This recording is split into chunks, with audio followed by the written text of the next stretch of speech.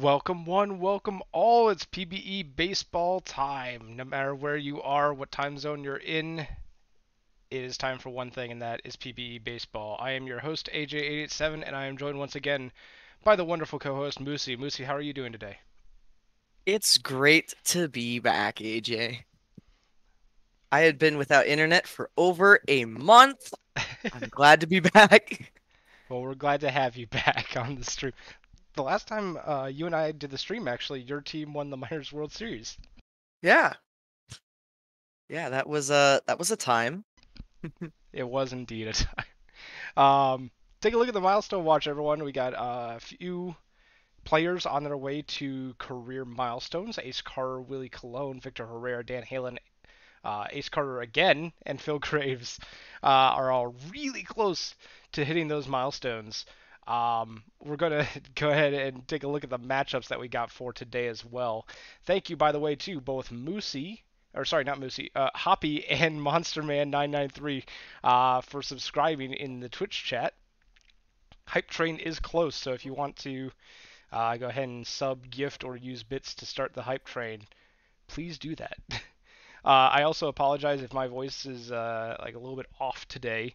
Uh, I am pretty much getting over a cold, um, but I still have a little bit of linger to it. But I am well enough to continue through the sim today. Um, but yeah, this is gonna be a good one. We got some good matchups, Moosey. Rougarous versus Makos, Voyagers versus the Sea Serpents, Aviators versus the Crabs, Supernovas versus the Stars, and the Sloths versus the Vandals. Got Yeah, some. it's looking like a great set of games tonight. Yeah, it's no, Noah says I'm excited for Quicksim versus Quicksam. Aren't we all? But those are the matchups that we're going to be looking at. I will have I will have that on call if anyone wants to like ask in the chat to see that wonderful graphic again made by the one and only Rabbit Sponge. But in terms of the actual games, we can go ahead and get on into the sim and take a look. This is where we left off last, being May 14th. That being where Rabbit left off on Thursday. Um, and now we are moving on to May 15th. So we're going to go ahead and finish off. Well, we're going to check the minors real quick just to make sure. Yep, we're good. Okay. Moving ahead to May 15th, we have our first simmed game of the stream, that being the New Orleans Rougarou versus the Maui Makos. This is a primetime game, and we do have some stats for you as we take a look at these head-to-heads. Um, make sure to save. Very true. We do need. Here, let me go ahead and save real quick. But I mean, nothing happened except advancing the day, so I think we're fine. Um, but looking at the head-to-heads, we do have some stats. Let me go ahead and pull up the info from the stat team on this one. Um,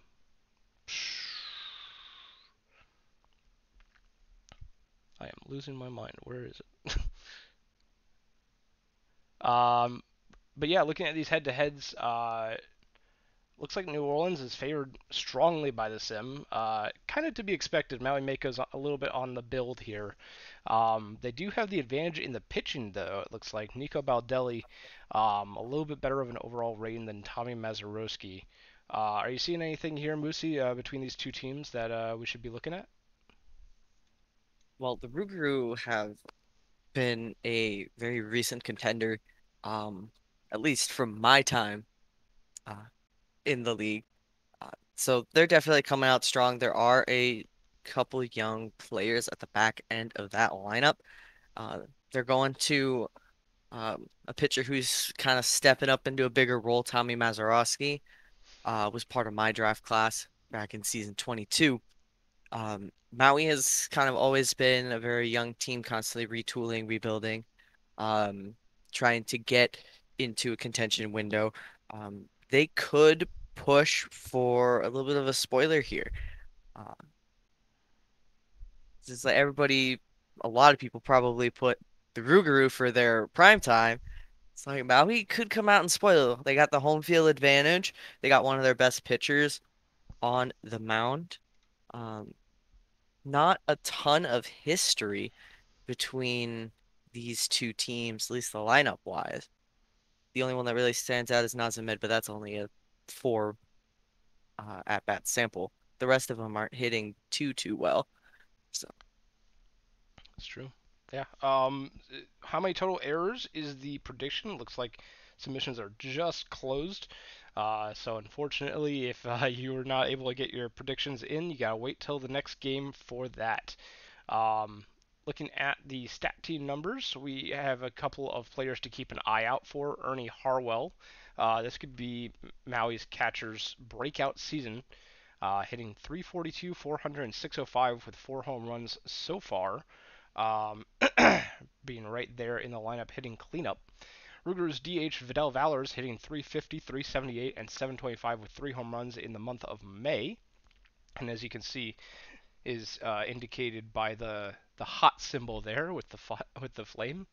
And then we have Maui reliever Todd Gonzalez having a 1.93 ERA and 18.2 innings pitched across 11 games.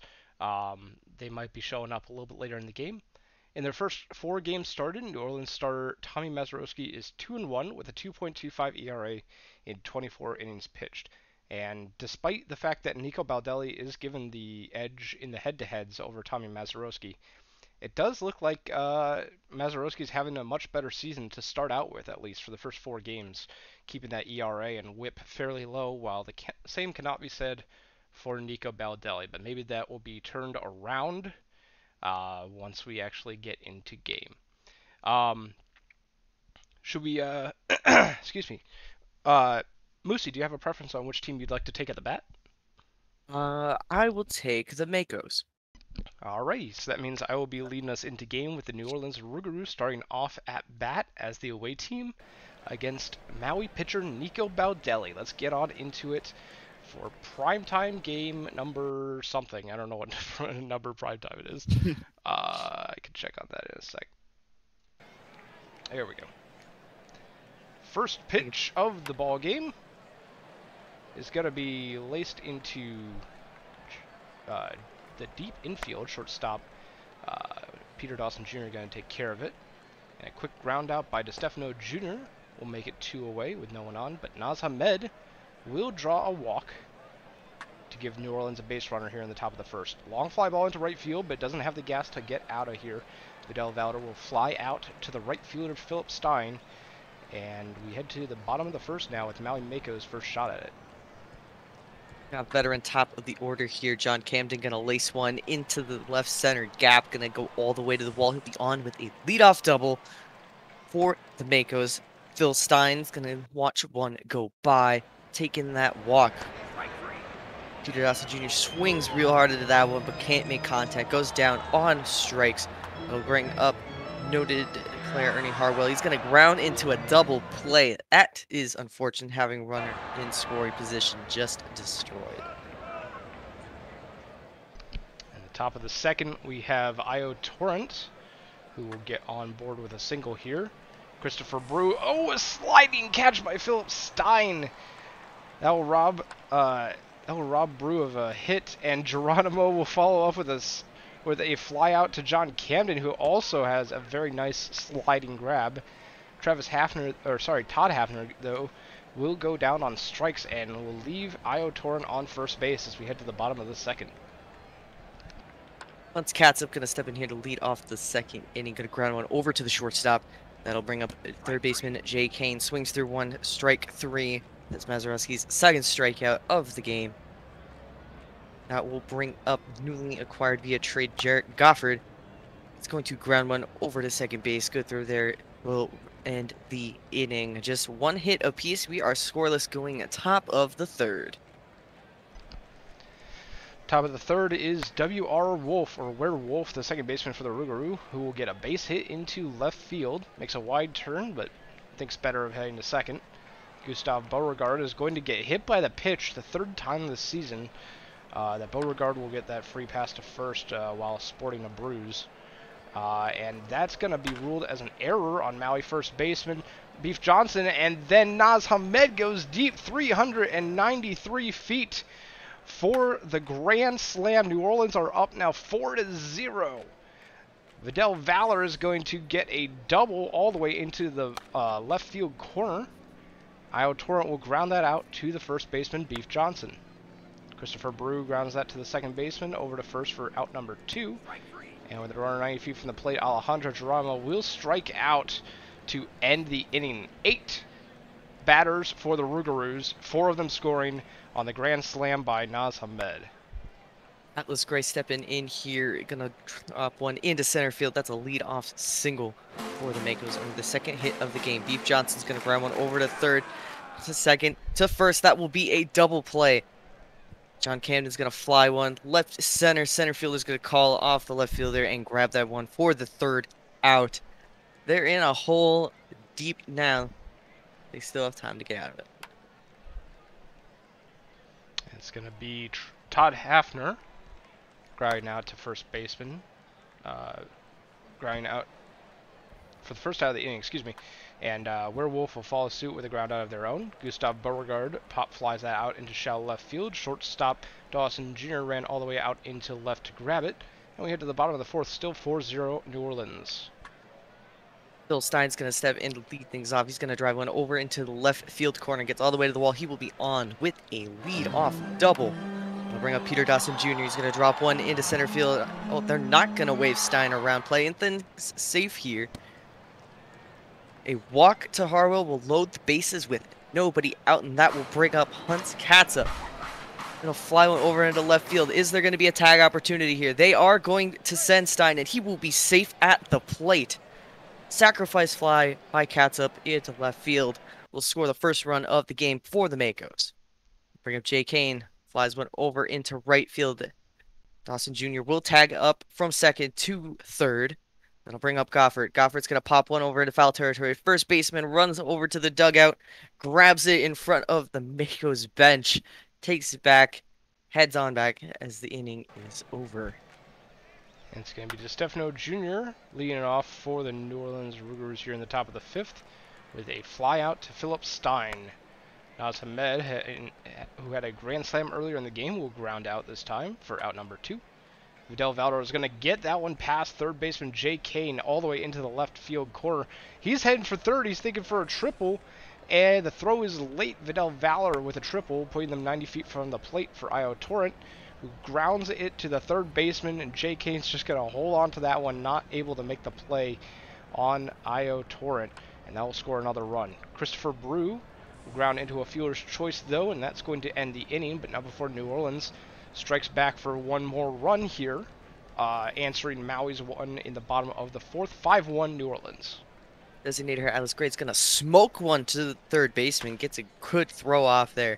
Beef Johnson's going to ground one into right field. That's going to go all the way to the wall. He's going to second. He's thinking third. Hit the cutoff man, and he's out at third base. Some great relay work there by the outfield. John Cam is going to fly out to center. Man, you cannot make an out at third base. It's going to be Alejandro Geronimo flying out to center fielder John Camden for out number 1 here in the top of the sixth. Todd Hafner will get a base hit into right, their first of the ball game. Werewolf launches that one into straightaway center, and that's going to get past Camden for a double all the way to the wall. Second and third now for Gustav Beauregard, who lines that right to the left fielder. Throw home is going to be just a little bit late as Hafner advances home and Wolf advances to third. We have a 6-1 ball game now, New Orleans having that lead. Paulo DeStefano Jr. high pop fly, and the pitcher, Dirty Dog, is going to take care of it. 6-1 Rougarous as we head to the bottom of the sixth.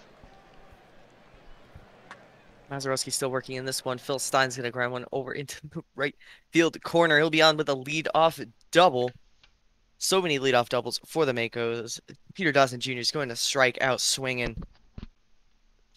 That'll bring up Ernie Harwell. Harwell's going to ground one over to first base. He'll take it himself for the second out. Hunt's Katsup maybe thought that one was a little bit inside, but he is called out on strikes for the third out. You're going at top 7, 6-1 Rougarou. It's going to be Naz Hamed with a single into center field. Vidal Valor launches that one into right field, and we have another home run. That is going to be the second home run of the ball game for the New Orleans Rougarou.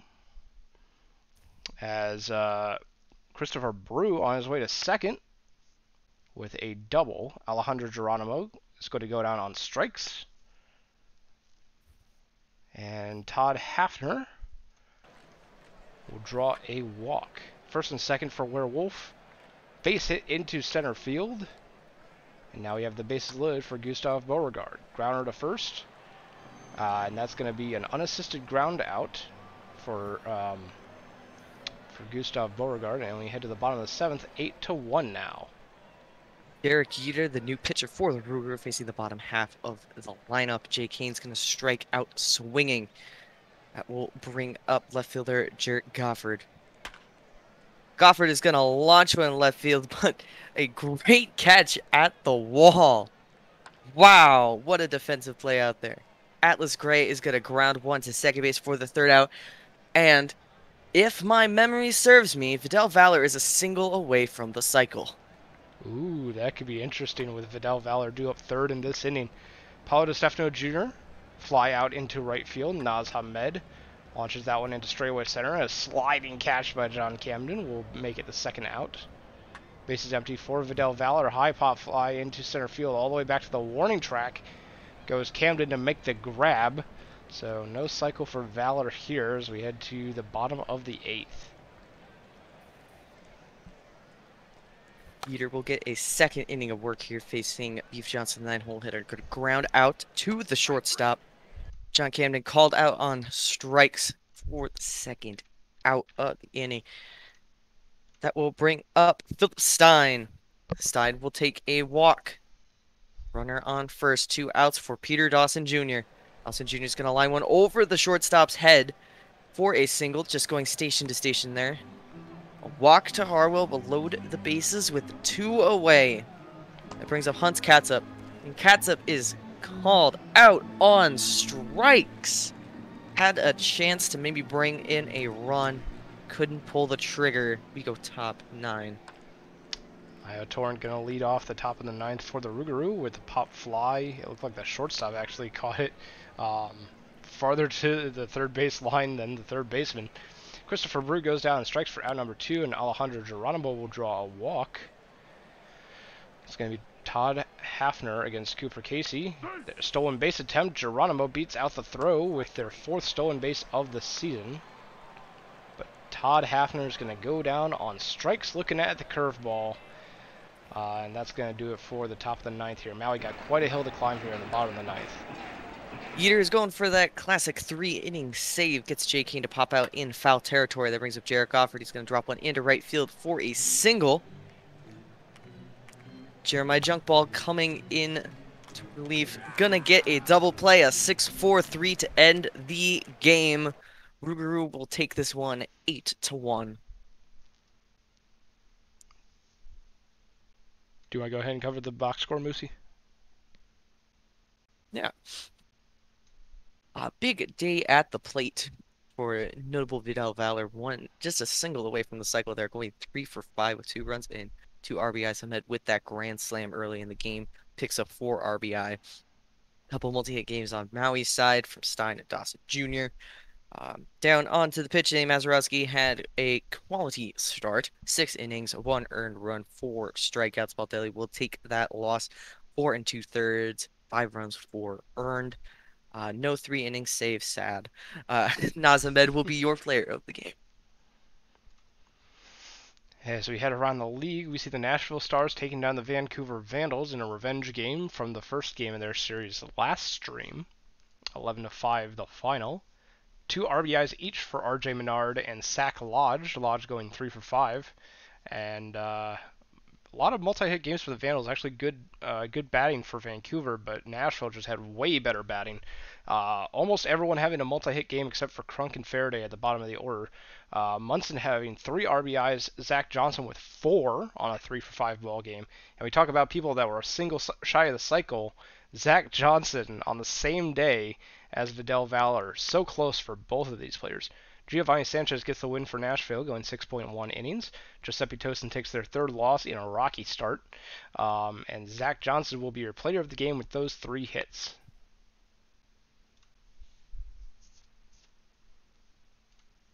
A little of a stagnant game here, and then it just fell apart.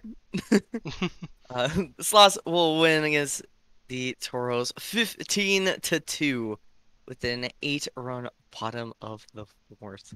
Wow. Cancun batting only 5 hits mustered, 2 on the side of Ernie Witt, 2 RBIs coming off the bat of Andrew Myth. Kuna Matata going 3 for 5, 3 RBIs. Chrissy Abbott also picking up 5 RBIs on getting a third of the runs in for San Antonio. On the pitching side, Brusar Lemonade got roughed up here, taking their second loss of the season. 3 innings, 7 earned. Taylor Johnson picking up their 5th win of the season, going undefeated so far. 7 innings, 2 earned, 7 strikeouts. Christy Abbott will be your player of the game. And then we have the Death Valley Scorpions taking down the Buffalo Surge here, 7-5. Both teams with 9 hits. 3 RBIs for Geronimo Shiremay on the side of the Surge. Everyone on the Surge got exactly 1 hit. Same cannot be said for Death Valley, who have 2 hits from Tex Walker and Elliot Alderson at the top of their order, with 2 RBIs from Alderson and 3 runs scored from Walker. Mike Boss Jr. also with a 3-run homer in the 6th inning. Vizeros Balcon will take the loss and blow the save for Buffalo, while Stephanie Morgan will get the win for Death Valley, improving 2-1 in 8 innings. Troy Preston with a perfect 9th for the save, and Mike Boss Jr. will be your player of the game with that 3-run homer launched. The Crabs will take it.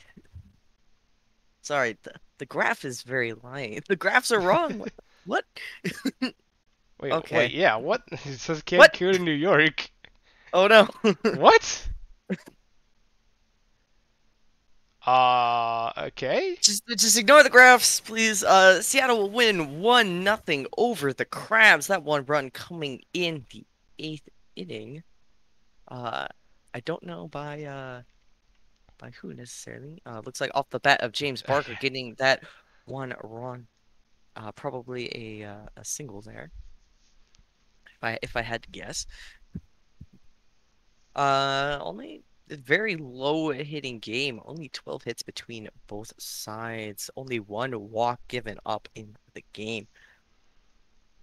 Homie will take a no decision. DeMarco will take the win, their 2nd of the season. McThornbody will collect their 3rd save. Urquidez Garcia takes their 3rd loss of the season despite having a fantastic outing. And Straight Gas Homie, the starter for Seattle, will be your player of the game. Cancun didn't even play New York. I thought maybe like it was. What? Yes, Hummus. It was under. There was only 1 error in that game. I'm very confused about that. OTP, are you okay? They're all that. They all say that. Well, no, this is the same one. I just went back in. Yeah, this is. But because the other one was messed up on Cancun. Was it? Which one? And Cancun Slots, because I'm like, it looks very back and forth. What? Because I'm like, I was looking at the graph, and then I looked at the score, and I'm like, wait, that doesn't make sense. What the heck is going on? I don't know what's going on. Enoch, if you're in the chat, help me. Help. Save. I'm gonna save. A huge issue in OOTP 19. So apparently this is a known bug. I'm hoping it goes away after today. But anyway, Supernovas. Oh, okay. Thanks, Mike. Would rather be send. Okay. It did seem messed up. Gotcha. Supernovas take down the Aviators here in the little bit of an upset. 3-2 is the final, with Sarasota taking down Outer Banks. Aviators not having a lot of hitting here, with an RBI each from Willie Colon and Klausberg and Cannon. and multi-hit games from Dub City and Litterus, but not too much else. Sarasota gets a 2-for-4 day from J.R. Cook with 2 RBIs and 2 runs scored. And the rest of the lineup pretty quiet, actually. Only 3 hits scattered among the remaining 8 hitters. Beal the Hill with the win for Sarasota, Warner with the hold and Dart with the save, Race Funk with the loss for Outer Banks, J.R. Cook, the player of the game.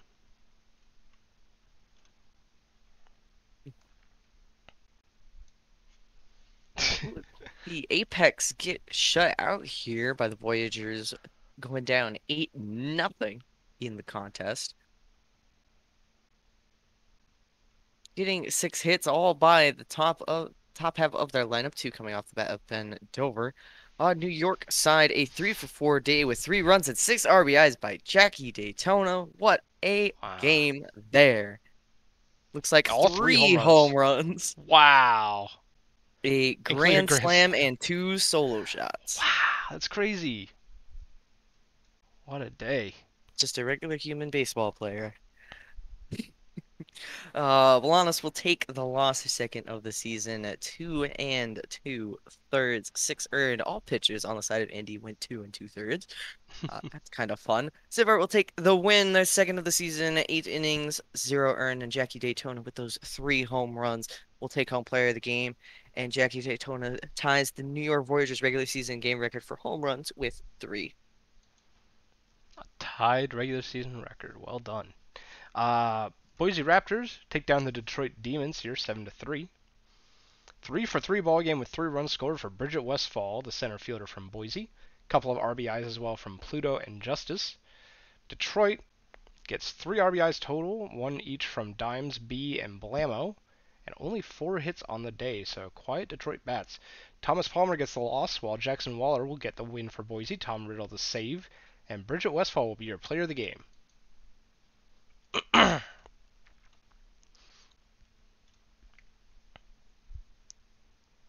Minor leagues. The Lemurs will defeat the Flamingos 3-2. Despite getting out hit here. Good day at the plate by Bufflin. 2-for-4 with 2 RBIs. Scoring those 2 runs for Florida. On Louisville, a 3-for-3 day with a run, RBI, and a walk by Lump O'Sullivan. On the pitching side, Len Kagamine going to take their 3rd loss of the season, despite only giving up 1 earned run. Louisville Schramm will take a no decision. Krat with the win, Scott with the hold, and another Krat with the save. And Lump O'Sullivan will be your player of the game. We have Martin Krat and we have Chris Krat. Yep. Wheelers take down the Swifties here 6-5. Swifties made a stab at it in the top of the 9th, but the Wheelers walk it off in the bottom of the 9th. Let's see. 3-for-4 ball game from Bobby Roode, the catcher, as well as Tedford Whiffington, the left fielder. On the State College side, 3 RBI ball game for You Belong With Me, the center fielder, going 2-for-4 on the day with Noah Johns, going 2-for-5 near the top of the order for State College. Twain T2 will take their 3rd loss of the season, while Musher gets the blown save. Balto with their 2nd win of the season. And Jormungandr Ragnarok will get the player of the game with the no decision 8 innings, 2 runs given up start for Anchorage.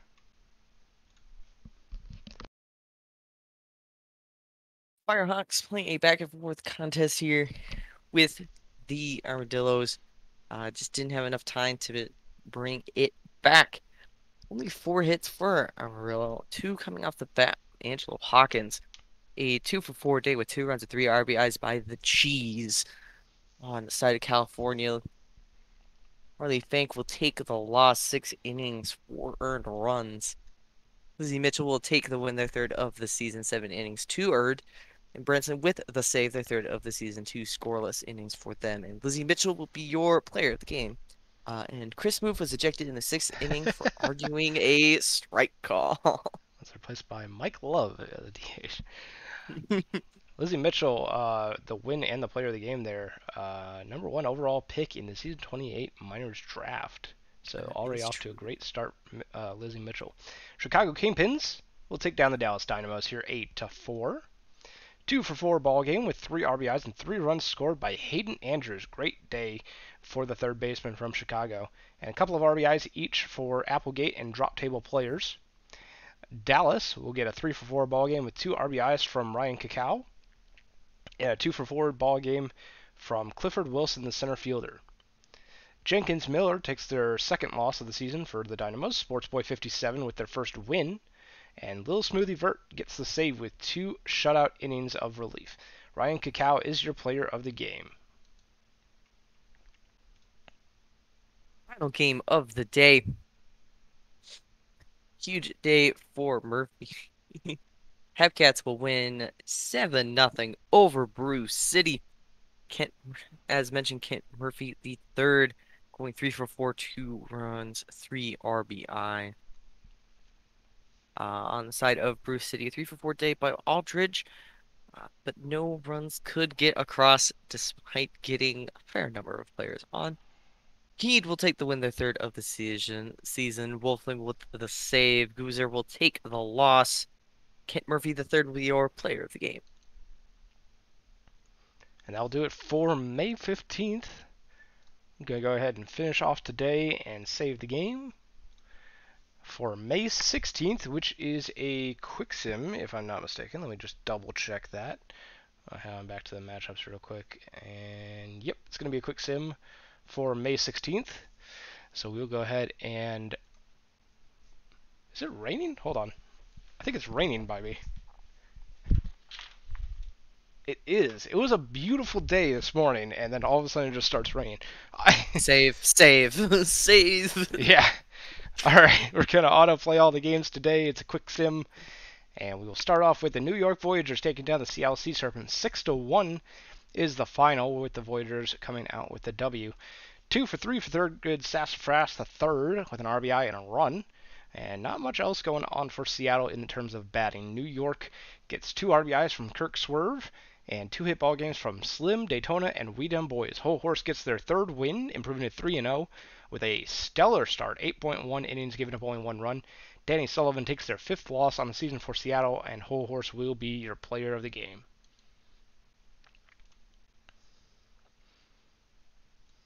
Raptors and the Supernovas Raptors are going to win 7-2. Hitting was very close in this one. Johnny Pluto going 4-for-5, 2 runs, 3 RBI. What a day. Everybody but Radiance Ham got a hit on the side of Boise. On the side of Sarasota, a 3-for-4 day by 9-hole hitter and recent retiree Will Fisher, picking up an RBI as well. On to the pitching. Edgy Lucas will take their 4th win of the season, 6 2/3, 1 earned, 9 strikeouts. Kid Carsey will take the loss, their 5th of the season, having a rough one so far, 6 2/3, 5 earned. Johnny Pluto, be your player of the game. Indianapolis Apex take down the Vandals here, 3-1. Apex improving to 15-6 on the season. Vandals falling to 7-14. 2 RBIs for Zach Mouse on a 1-for-3 day, and Dustin Parmley goes 2-for-3. Vancouver gets 2 hits from R.J. Menard and a hit apiece from Doctor and O'Houlihan. An RBI for Dupp, but not much else. Digger Jr.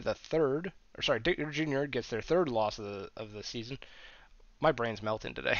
Dogwood Maple gets their 3rd win, improving to 3-2 on the season with 6 innings of 1-run ball. Doug Dangley with the hold and Itchy Nose with the save, their 2nd of the season. Dogwood Maple will be your player of the game.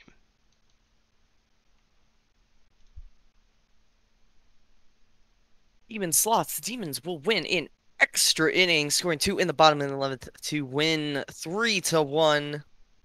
I assume via a home run of some sort. Yes, a home run by Haywood Dinkle, going 1-for-4 with a run and 2 RBIs, winning the game for the team. Only 7 hits, 11 innings for both teams. 1 RBI coming off the bat of Chris Jimenez for the Sloths. For the pitching, Molly Mitchell had a great day. 8 2/3, 1 earned, 8 strikeouts. We'll get the no decision this one. Duckworth Lewis with the blown save. Bingo Hammersmith with the win. Their 2nd of the season. And Glenn Davies will take the loss, giving up that home run in extras. Molly Mitchell, the starter for Detroit, will be your player of the game. Then we have the Nashville Stars taking down the Maui Makos here, 15-4. Big outscoring by Nashville here. 5 RBIs on a 4-for-6 ball game for Cade Munson, who also scores twice. And both Jebediah Crunk and Kay Faraday will get 4 RBIs at the bottom of the Nashville order. So great run production, especially from those 3 batters for the Stars. Maui gets 2 hits from Philip Steinen and 2 hits from Atlas Gray, both with an RBI. Ernie Harwell goes 2 for 3 as well. Lucky Ocharo gets the win for Nashville, while Michael Knightrider takes their 4th loss. Jebediah Crunk will be your player of the game.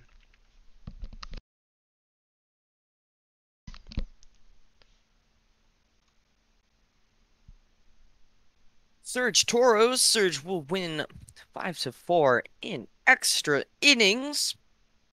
A 4-for-6 day by Wendell Meredith in that leadoff spot, getting 2 runs. A 3-for-4 day by Shigerme as well. On Cancun, a couple multi-hit days. 2 RBIs coming off of the bat of Ace Carter, going 2 for 5.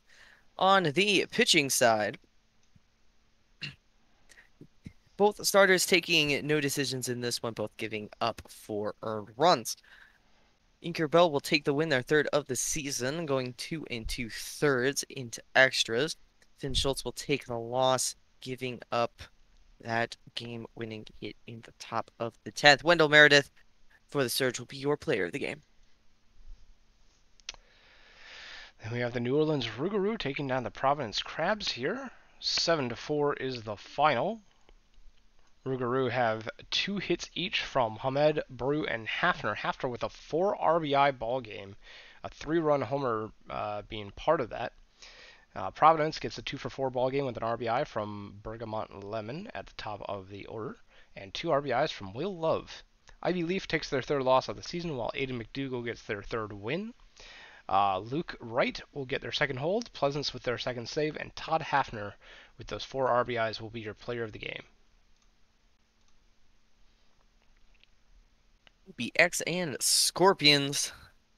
Very late game heroics here by the Aviators, wins the game 3-1. Bunch of multi-hit games. Everybody on the side of Outer Banks that got a hit got 2 of them. It was a 2-for-1 deal. On the side of Death Valley, Mike Boss Jr. getting 2 hits and an RBI. Trevor Duncan, Devon Order also going 2 for 2. Pitching side, both starters having some quality starts, getting the no decisions. Blaine McDonald with the win, their 2nd of the season, 2 1/3 scoreless in all 2 1/3 perfect innings.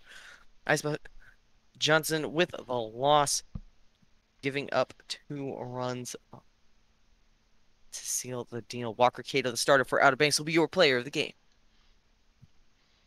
We'll head down to the minors to see that there are actually no minors games scheduled for today. Hummus gave me a oh crap, hold on. I'm just gonna do that real quick. All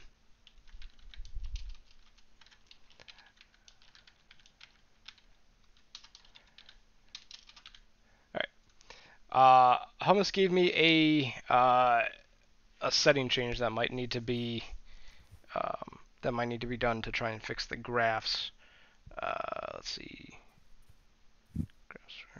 Okay, global settings. Generate WPA graphs for none. There we go. Alright, so we're going to run with no graphs for a sim day and then try and set it back at the beginning of the next day, which will hopefully, maybe, bring the graphs back correctly. So we're going to finish off today and save the game. So after this sim day, we will turn the graphs back on and see if maybe they're fixed.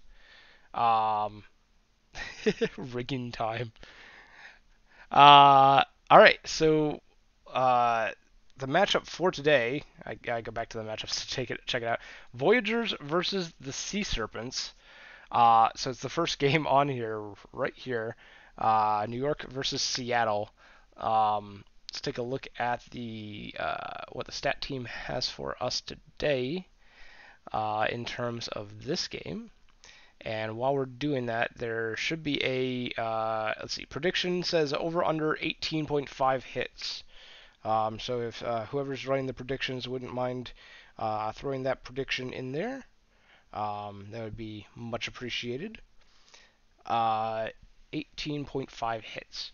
Looking at these head-to-heads, we have some notes that the Voyagers went 4-0 against the Sea Serpents last season before losing veterans Kevin Choate and Kevin Hunter to retirement and Cantaloupe Crocodile to free agency. After a uh, after a franchise high 74 wins last year, they're on pace for only 51 now. Seattle allowed 5.9 runs per game last season before making two free agency pitcher acquisitions, one being Cantaloupe Crocodile and the other being Perry Hodder. They now allow zero point 0.3 fewer runs per game, which is unfortunately last in the conference. But fortunately, they have managed 26 home runs, third most in the conference so far, keeping them competitive. A couple of player notes is that Tom Shue, hitting cleanup for the Voyagers here. Their first baseman leads the Voyagers in slugging, OPS, and ridiculous bets.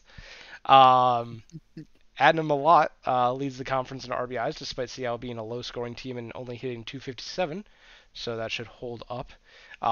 New York Voyagers starter Pork Torkelton is allowing a .303 batting average against all left-handed hitters this year, which is troubling for Seattle, as all of Seattle will be batting left against him. Um, they have two switch hitters, but being a righty pitcher, imagine that they would be hitting lefty against it. This is both Cantaloupe Crocodile's first season as a starter and first game against his former team. Keys to victory: Voyagers need to burn through pitches and pitchers with frequent hits, taking advantage of a tired and struggling Seattle bullpen as they currently average 9.5 hits per game. That should be doable. Seattle will likely have the same plan as the Voyagers have also allowed 9.5 hits per game, and Torkelton struggles versus lefties. One early hit parade can put them in the driver's seat. All right, so looking at these head-to-heads as the prediction closes up, um, looks like New York does have the advantage for everyone except for the number 9 spot, where Christoph Kripakosov has the advantage over Bark Bark Woof Ruff. But are there any other players here other than the ones that the stat team noted that are standing out for you, Moosey? Oh, Seattle actually is the current home for the two most recent Rookie of the Year winners, Davis Campbell and James Barker. Those are two very good bats for them. They've shown time and time again that they can produce, though they're having a little bit of a down start to the season. At least Davis Campbell is. But Torkelton has gone through a lot of teams. Back when he was with Sarasota, he wasn't exactly the most consistent pitcher. Um, but Cantaloupe Crocodile is young, going up against a very loaded Voyagers lineup and facing his former team. Who will get the better part of the revenge? Will it be the batters or the pitcher in this one? So there isn't a lot of history between any of these because a lot of Seattle is young and Mm-hmm. brand new faces, as you can tell, because two players are in their minor league uniform, Yeah. having been fresh call-ups. And of course, Cantaloupe Crocodile, the only people on New York who have history with him are free agent pickups and those who he had faced in the minors. So there's not a lot of history there. Uh, they'll get some good looks early. Probably the second, third time through the order is when they're gonna really start hitting these pitchers. So it's just kind of managing that and seeing how far they can get in the lineup. A lot of 0 for 0s against these two pitchers, so we're going to start filling out some of these head-to-heads between the hitters and the pitchers. Do you have a preference on which team you'd like to take at bat, Moosey? I will take the Voyagers this time. I'll take the road team. All right, prediction has closed. It looks like most points are headed for the under, even though it's a split of 3 voters for both sides. 18.5 hits is the mark that we're looking at. And Moosey is going to take us on into game with the Voyagers getting their first look against their former teammate Cantaloupe Crocodile. Cantaloupe Crocodile on the mound here facing Benny Rodriguez. Going to get a strikeout to start the game. That'll bring up veteran catcher Barbados Slim. He's going to pop one into shallow center field. Drops between the shortstop and the center fielder there for a single. Bring up Kirk Swerve. He's going to swing through one. That is strike 3. Take the long walk to the dugout. Tom Shue going to hit one hard right up the middle. They are going to send Slim to third, and he is out by a mile. The ball was in the third baseman's glove by the time Slim rounded the base. Manager's going to have some words for him. Yeah, no kidding. Santana Cruz going to line out right to the shortstop Pretzelman. Davis Campbell going down on strikes. So a very quick 2 outs dealt by Pork Torkelton to the Seattle lineup. Anita Fardinghouse, the DH, stands in with 2 away and the bases empty. And we'll get the Seattle Sea Serpents on the board with their first hit of the ball game. Fardinghouse off for second, safe.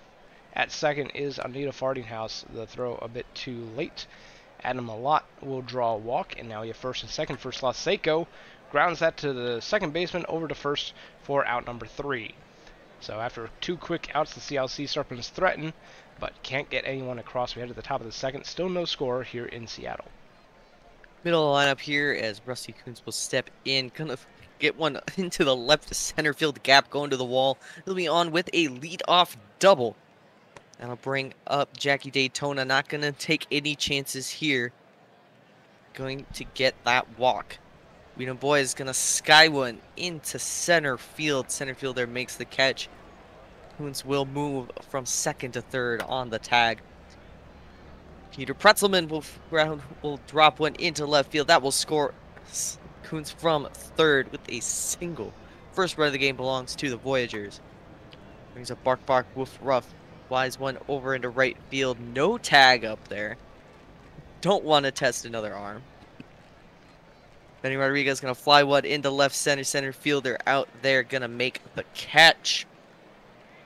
A little bit of a rough inning for Cantaloupe Crocodile. Pitch count has gone up. Gave up that 1 run. Things not happening, says sports fan after both after chat discussing no hitters for either of these pitchers. Strikeout by Thurgood Sassafras starts off the bottom of the second, and Barker will fly out to the left. Scruff McGruff, though, will draw a walk on a full count. Now you have a runner on first for Krapokrasov, who also is going to draw a walk. So now you have runners on first and second with 2 outs. Familiar looking situation. Same thing happened in the first, but Santana Cruz will strike out to leave both runners on board, and we head to the the top of the third. New York still leading 1-0. Beto Slim gonna step in, gonna ground one over to second base before the first out. I'll bring up Kirk Swerve. He's gonna get one between the legs of the first baseman over into right field. He'll get himself a single. Brings up Tom Shue. He's gonna drop one right in front of the left fielder for a single. Just going station to station is the runners. A steal by Swerve. He will take third base. They'll bring up Coons. Coons going to ground second to short. Over to first for the double play. Good base running there, but unfortunately Shue is slow and could perform the double steal to get out of the double play situation. And good defense by the Sea Serpents to kind of limit the threat there, as Davis Campbell goes down on strikes for out number 1 here in the bottom of the third. Fardinghouse already 1 for 1. But we'll draw a 4-pitch walk this time against Torkelton. Adam Malott grounds that to second, over to second, and that is going to roll into the outfield. It's going to be ruled as an error. And with first and second, Jose Sloth Seiko will get an extra base hit, a run-scoring double to tie this ball game up at 1. Thurgood Sassafras with runners on second and third. He's going to watch as the ball gets by Slim, and with a wild pitch, now the Seattle Sea Serpents have taken the lead. Thurgood Sassafras will go down on strikes for out number 2, but with a runner 90 feet from the plate, here's James Barker, the left fielder. No, he's going to strike out as well. So the Seattle Sea Serpents do get 2 and take the lead here, but they might have been able to have maybe one more. 2-1 is the score as we head to the top of the fourth for New York. Jackie Daytona facing Cantaloupe Crocodile, grounds out to the shortstop for the first out. That'll bring up Weedon Boys. Weedon Boys gonna fly one into center field. Center fielder takes a few steps in, will make that catch. Peter Pretzelman grounds one over to the shortstop. Laser throw. A 1-2-3 inning for Cantaloupe Crocodile and the Sea Serpents, as they have the lead going into the bottom of the fourth. It's going to be Scruff McGruff due up first with a single down the third base line past a sliding Bark Bark Woof Ruff, and he'll advance to second. Krzysztof Kropotkrasov high fly ball into right, but it doesn't quite make the warning track. It will go as a fly out, but it will advance the runner to third. And it's going to be Santana Cruz who flies out into left, but that's going to be a sac fly as McGruff comes home to score. It is 3-1 now. Seattle Sea Serpents extend their lead. Davis Campbell launches that one into left field all the way back to the warning track. Goes the left fielder Rodriguez, who makes the grab for out number 3. We head to the top of the fifth after Seattle adds an insurance run to the board. New York needs to start getting some runs back on here. They got a 9-hole hitter, Bark Bark Wolf Ruff stepping up. He will swing through on for strike 3.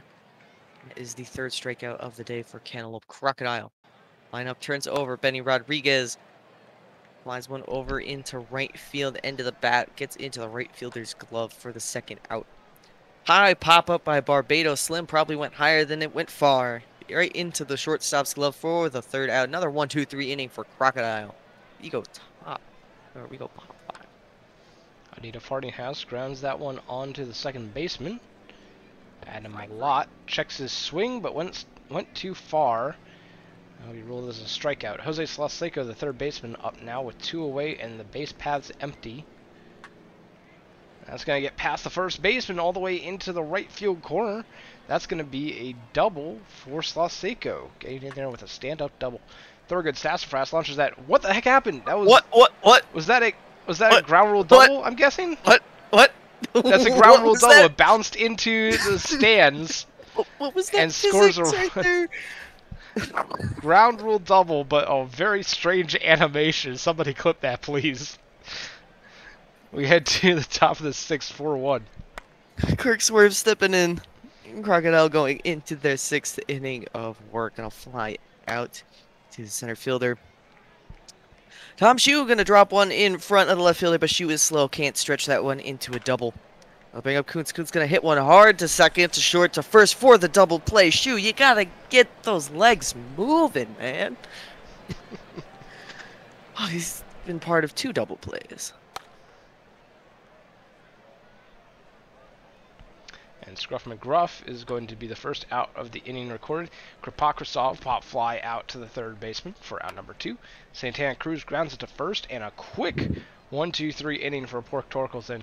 We head back to the top of the innings, with New York looking to get some runs on the board. They're down 3. Top 7, Jackie Daytona will ground it to the first baseman, who doesn't even have to move. He's right on top of the bag. Weedon Boys can ground one up the middle for a single. Jackson DeMarco is in as the new pitcher. Stolen base attempt by them boys. He will be thrown out. Maybe it looked like a little bit of interference there. Second baseman might have blocked the bag. Ground out to the pitcher by Pretzelman. We'll get the third out of the inning, and it is stretch time. And heading to the bottom of the 7th, it's Cletus McFlorida Man entering the game for the New York Voyagers. And Davis Campbell will fly out to center for Cletus' first batter faced.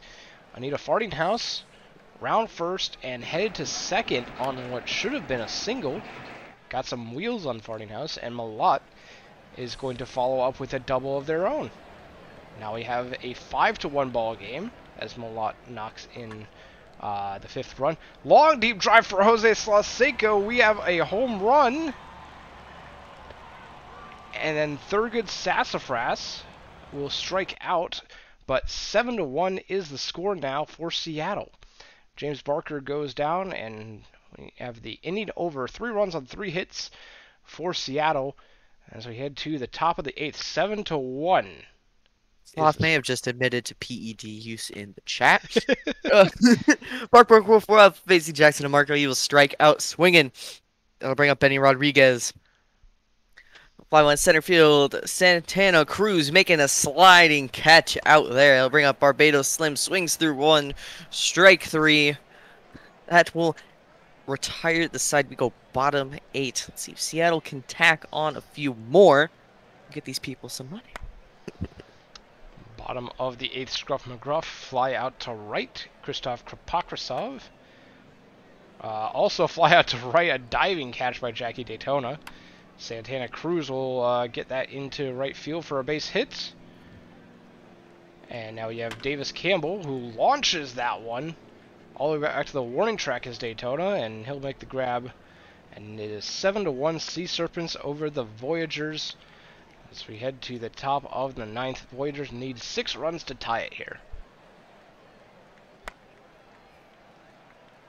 Weak hit ball to the shortstop by Kirk Swerve. Good throw there. It was close play. Tom Shue is going to watch one go by for a strikeout. Last chance is Rusty Kuntz. Latavius Jackson will be the pitcher. Kuntz will take a walk. I'll bring up Jackie Daytona. Daytona's going to hit one high into center field. Cruz ranges over. Will make the catch. Seattle will win 7-1 over the Voyagers. And the payout goes to the unders.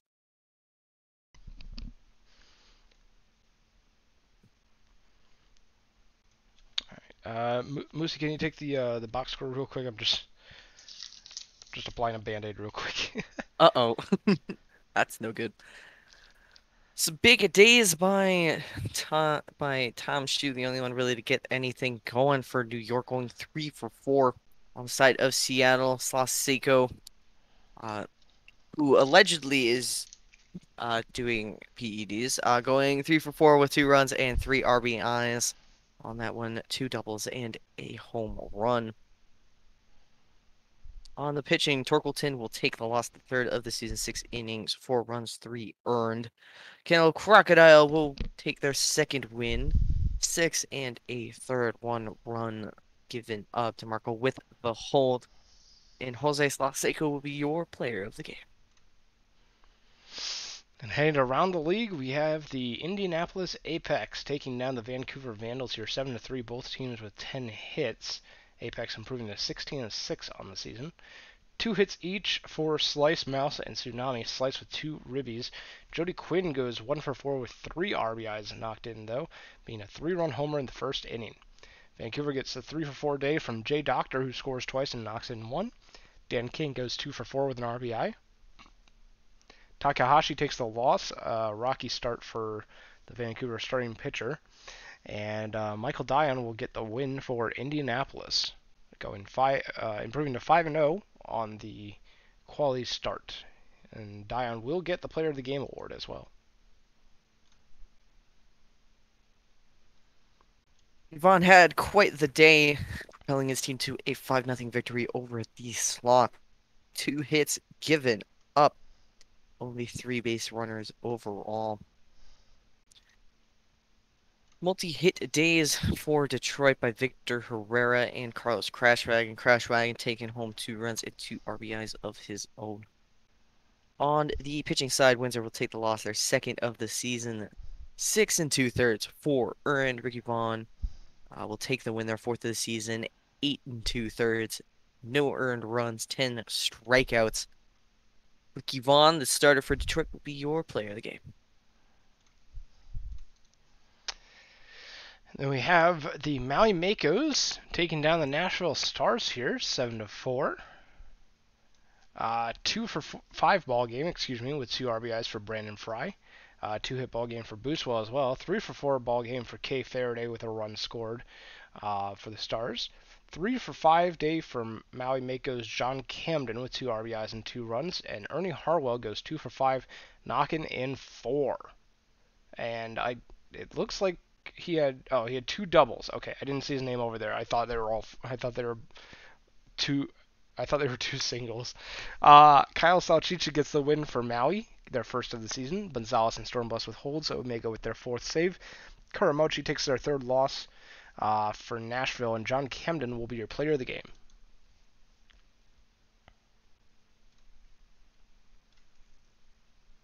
Surge and Toros. Toros going to win 7-1 in this one, despite the hits being pretty close. Wendell Meredith continues their torrid streak at the leadoff position, 2 hits and a run scored. On Cancun's side, multi-hit days for Rogers and Carter, both getting multi-RBIs and multi-runs. Down to the pitching. Havoc will take the third loss of the season, 5 1/3, 3 earned runs. Each of the bullpen arms here going 1 1/3, giving up 2 each. Getty will take their first win of the season, 8 2/3, 1 earned. Getty will be your player of the game. Then we have the New Orleans Rougarou taking down the Providence Crabs here. 9-6 is the final. 2-hit ball games for Hamed, Torrent, and Geronimo on the side of New Orleans, with a 3-for-5 ball game for Hafner and 3 RBIs for Werewolf. Providence goes 3-for-5 with 2 RBIs, that being from Luka Dordovic, and 2-hit ball games from Crucis Love and Lemon. Evans takes the loss while Nakamura gets the win. Right the hold. And Hiro Nakamura will be your player of the game. 6 innings, only 2 earned runs given up on 8 hits and no walks. OBX will rock the Scorpions 12-2. Huge day at the plate by Klaus Bergen-Cannon, 2-for-3 with 2 runs and 5 RBIs. On the side of Death Valley, best day belongs to Mike Boss Jr., going 1-for-3 with a run and 2 RBIs. Another home run for him. Beaumont will take the win, their second of the season, 8 1/3, 2 earned. Ruby Farnworth will take the loss, their third of the season, only going 2 2/3, 7 earned runs. Klaus Bergen-Cannon will be your player of the game. And then the last Majors game for May 17th is going to be the Boise Raptors taking down the Sarasota Supernovas, 8-6 the final. 3-hit ball games each for Joe Burrow and Ian Bogescu. Bogescu having 4 RBIs. Great day for the Sarasota right fielder. On the side of the Raptors, we have 2 RBIs each from Beecham and Justice, and a 3-hit ball game for Westfall. Zielman gets the win, going 6 innings, giving up only 1 earned run. Matty Paul with the 3-inning save. Lefty Bones takes their 4th loss for Sarasota, while Ian Bogescu will get the player of the game in the losing effort for the Supernovas.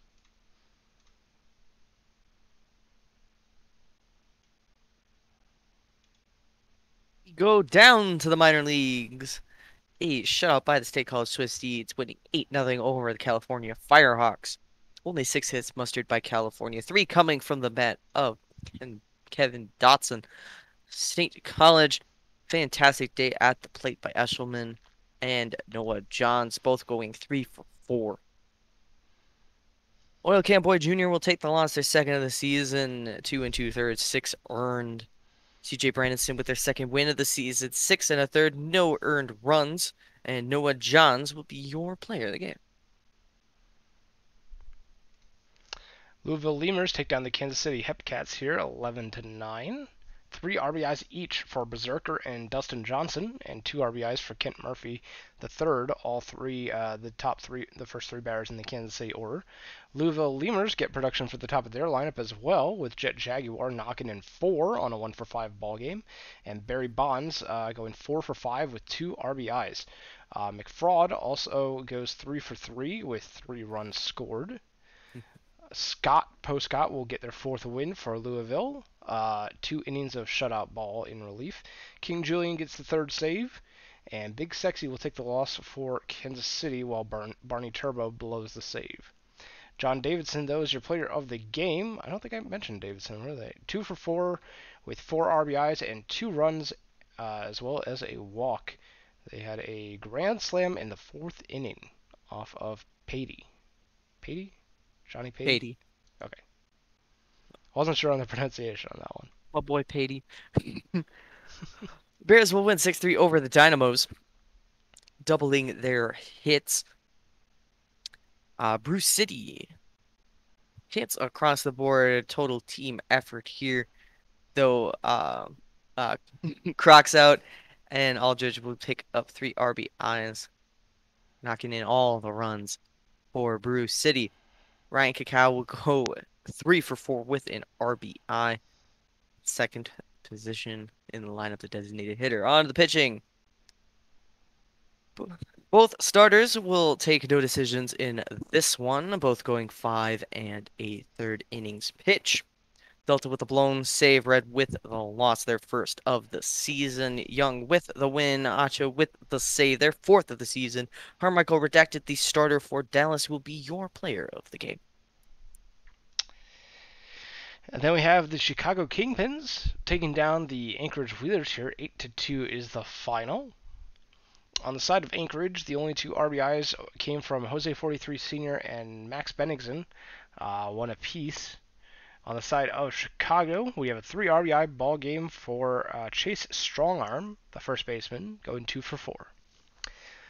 Cameron Grimes will get their third win of the season, improving to 3-0 for Chicago, while Athena Aria will take their first loss for Anchorage, falling to 3-1. And Chase Strongarm will be your player of the game for this one. Close one here as Florida will meet a defeat by the Dillos 4-3. Did you say yeet a defeat? I said meet defeat. Oh, okay. I'm sorry. Only 4 hits on the side of Florida, but they do end up getting 3 runs out of it. 2 of those runs coming off a bat at Keegan Halverson home run. Amarillo batting 3 for 4 days by Barnold and Flex. While the pitching, Jansen Crenshaw will take their second loss of the season, 6 1/3, 4 runs, 3 earned. Sunson Yi will take their third win of the season, 7 innings, 3 earned. Mrazek with the save, their second of the season. And Sunson Yi will be the player of the game. And that will do it for the minors on May 17th. And we will go ahead and head on into May 18th, where there are no majors games. I'm going to go ahead and save. And taking a look at the minors, we'll start off with, I believe this is a quick sim day as well. Let me just double check. Yes, it is. So we'll go ahead and quick sim these minors games. And we'll start off with the Amarillo Armadillos taking down the Florida Flamingos 6-5 is the final score. 3 for 4 ball game from Oatmeal, the third baseman from Amarillo, Ezra Oatmeal, and a 2 for 3 ball game from Fiddle McGee. Florida has 3 RBIs from Babe Bufflin on a 1 for 4 day, all 3 coming on a 3-run homer in the third inning. And Halverson will go 2 for 4 with 2 runs scored as well. Freddie blows the save, Papa Freddie. Sad Pepe will take the loss, and Chartopelhauser will get the win for Amarillo. After Bloodshine and Panda get no decisions on the starts. Ezra Oatmeal is your player of the game for Amarillo. Dallas will win versus Brew City 6-1. On the side of Brew City, 3 for 4 day by Connor McNasty. On the side of Dallas, 3 for 4 days by the bottom of the order, Paulo Sanchez and Clifford Wilson. For the pitching, Eddie George will take a no decision, 5 innings, 0 earned. The Paps will take the loss and the blown save, 2/3 of an inning, 4 earned runs. Paul with the win, their third of the season. Diaz Huevos taking that 3-inning save, their third save of the season. Andrew Paul, the starter for Dallas, will be your player of the game. Then we have the Kingpins taking down the Wheelers here. 6-4 is the final. 3 for 5 ball game from Bobby Roode. Couple RBIs from Jack Condor on the side of Anchorage. Chicago gets a 3 for 4 ball game from Wayne Shorzy, the shortstop, and a couple of RBIs from Chase Strongarm. Luciano will get the win for Chicago, improving to 3-1. Smoothie Vert the hold, Multi-Owl Pele the save. Hartman gets the loss for Anchorage, while Wayne Shorzy gets the Player of the Game award. Kansas City Hepcats will win versus the Lemurs 8-4. Huge day at the plate by Barry Bonds, going 4 for 5 with 2 RBIs. Onside Kansas City, it's a full team effort here, everybody, but Kent Murphy getting a hit. 3 of those and 3 runs coming off the bat of Jet Stargasm. On the pitching side, Crimps with a loss, their fourth of the season, 3 1/3, 7 runs, 6 earned. Ryan O'Reilly taking the win, their third of the season. And Jet Stargasm will be your player of the game. I'm sorry for kind of laughing in the middle of your recap. I just noticed this this play, this pop bulb being blow pop Blow up backwards. backward. I don't think I've ever noticed that. It must be a new bot since Mhm. but 12-2, the Firehawks take down the Swift Steeds. 2 for 3 ball game for Ayers, Christian Ayers, and 2 for 4 ball game for Hugh Belong with Me on the side of State College. California has 2 RBIs each from Tree, O'Steele, and Requis, while Chris Smoove, the DH, goes 2 for 4 with 4 runs knocked in. Brian Wilson gets the win for California, going 4 shutout innings. Excellent day in relief for Wilson. Nathan Claflin gets their 5th loss for State College with a really tough start, unable to get out of the second there. And Chris Smoove will be your player of the game. And that will do it for May 18th as we head on into May 19th. We do have a game to watch today, that being the Outer Banks Aviators versus the Providence Crabs, number 5 on our list of days to go through today. And we'll be taking a look at Justin Ripspot on the mound versus Dasani Voss. Let me get the stats up here real quick. In the meantime, hopefully a prediction will get going. Looks like the suggested prediction is 2.5 home runs over under. So total home runs in this game, 2.5 over under. Taking a look at some team notes, last season Outer Banks led the conference and beat Providence in 10 of their 12 meetings, but since then Tex Walker walked away in free agency. The Providence Crabs only won 36 games last year, but after an offseason in which they signed 2 veteran players and called up young talent, they are currently on pace to lead the division with 62.5, and a win against rival OBX is a big step in that direction. A few player notes. We're looking at Klausberg and Cannon leading the Aviators in batting average and slugging. While no Providence batters in the top 5 of any category, Julio Ruiz's 5 home runs and 533 slugging is extremely impressive in a park like Providence. Bet is live, by the way, so make sure that you get your channel points in while I'm continuing to go through these stats here. OBX starter Doc Ripspod has struggled so far this year with a 7.48 ERA, both at home and on the road. This game is a great opportunity to break out of that slump. Providence starter Dasani Voss is 4th in whip, 4th in hits per 9, and 5th in batting average at the time of writing. 3.19 ERA with a 1.03 whip for their current stats. Keys to victory. OBX will struggle to generate chains of hits in an anti-lefty park, so they'll need to convert a high rate of doubles, for their offense to be successful.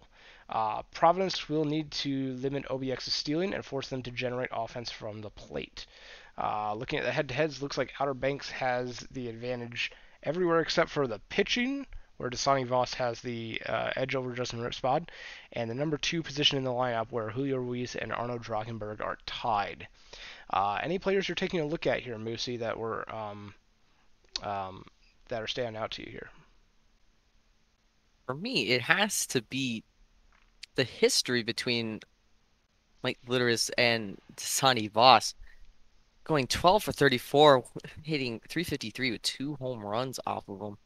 Former teammates there. Another thing to note is Ripspod might not go very deep into this one. High ERA, high whip, but a high K per 9, meaning he's probably putting out a lot of pitches. Might not make it even through the 5th inning, depending on how roughed up he could get by some of these bats. And their bullpen isn't too spectacular, minus Domingo Pozo, doing very well this season. Overall, OBX has hit Voss real hard, minus Stretch McGibbon, who is hitting very far under the Mendoza line against Voss. A lot of young names coming off of the side of Providence. Will Love, Dordovic, Slokening, and Olsen. They have a chance to keep building off of this season. Some of them are doing fairly well. They're definitely going up a pitcher that they can rough up a bit. So Very true. And we talked about how OBX in an anti-lefty park may struggle a little bit here, but some of these OBX bats against Voss in particular, they've had a lot of play against Voss, and a lot of them are hitting really well, specifically the 2 through 6 batters in the lineup. So those will be some hitters to watch to see if they can counter Voss in a park that's maybe not all that much in their favor. Prediction has finished. And it looks like for the who will win prediction, it looks like most people are saying OBX. They're agreeing with the Sims head-to-head predictions here. 6 people versus 4 for the Crabs. Yeah, pretty close to accurate percentages, I guess. 6 out of 10 people voting for OBX, and about 60% of the votes going that way. So, do you have a preference, Moosey, on which team you want to take at the bat? I will take my former team, the Providence Crabs. Alrighty, that means I'm going to lead us off into game with the Outer Banks Aviator bats against starting pitcher for the Providence Crabs, Dasani Voss. Here we go. We are underway with Dasani Voss's first pitch against Dub City. Dub City will fly out to the right fielder, Dordovic. Arnold Drachenberg launches that one down the line and left, and that is going to be an extra base hit, a double for Drachenberg, their 10th of the season. Willie Colon is going to watch it as Drachenberg takes off for third and gets gunned down by a cardboard cutout of Derek Jeter. Willie Colon launches that one into right field. That one is gone. 388 feet on the how far did it fly? Number 5 on the season for Willie Colon. Klausberg and Cannon is going to ground out to the pitcher, and that is going to be the 3rd out of the inning, but OBX takes an early lead on the solo shot by Willie Colon. Bergamo 11 going to start things off with a strikeout against Justin Ripspod. That'll bring up Julio Ruiz, going through a little bit of a slump here. Going to hit one over to the third baseman. Good throw, gets him out by a step. Cruz is going to ground one over it to the second baseman. Throw out at first for the 3rd out of the inning. We'll go top 2. Elias Riverboat, the shortstop, is going to lead us off with a fly ball right to the left fielder, Julio Ruiz. Litteris goes down on strikes. DH swinging on the full count pitch and missing. Dan Halen, the catcher, coming up here against Dasani Voss. And Halen's going to ground that one to the shortstop for out number 3. And to the bottom of the second, still 1-0. Aviators lead over the Providence Crabs. Will Love will step in, gonna hit one hard past the glove of the shortstop. Will get on with a leadoff. That'll bring up Dordevic. He will drop one in front of the left fielder, going station to station here. 2 singles leading off the inning. Chipper Slokening gonna ground second to short to first for a double play. Philly fans gonna ground one right back to the mound. Throw over to first, runner on third. Can't score off of that. 3 outs here, but Providence does get hits on the board. It's going to be Stretch McGibbon, new arrival for the Outer Banks Aviators, drawing a walk here. Tyler Swift will follow suit with a walk of their own. First and second for Dub City. Grounder to third, over to second for 1, over to first, and that is a double play, 5-4-3. We're 90 feet from the plate. Drachenberg is going to draw a walk to Sonny Voss with their 3rd walk of the inning. Willie Colon grounds that to short, over to second for the fielder's choice. So the Aviators get 3 base runners in the inning, but don't score any of them. Score remains 1-0 Aviators. We head to the bottom of the 3rd. You have a cardboard cutout of Derek Jeter stepping in. He will fly out to center field. Bring up Jimmy Olsen, will strike out swinging against Ripspod, who is making me eat my words a little bit here. Being pretty efficient so far. Gets another strikeout out of Lemon, his 3rd strikeout of the day. Providence still held scoreless.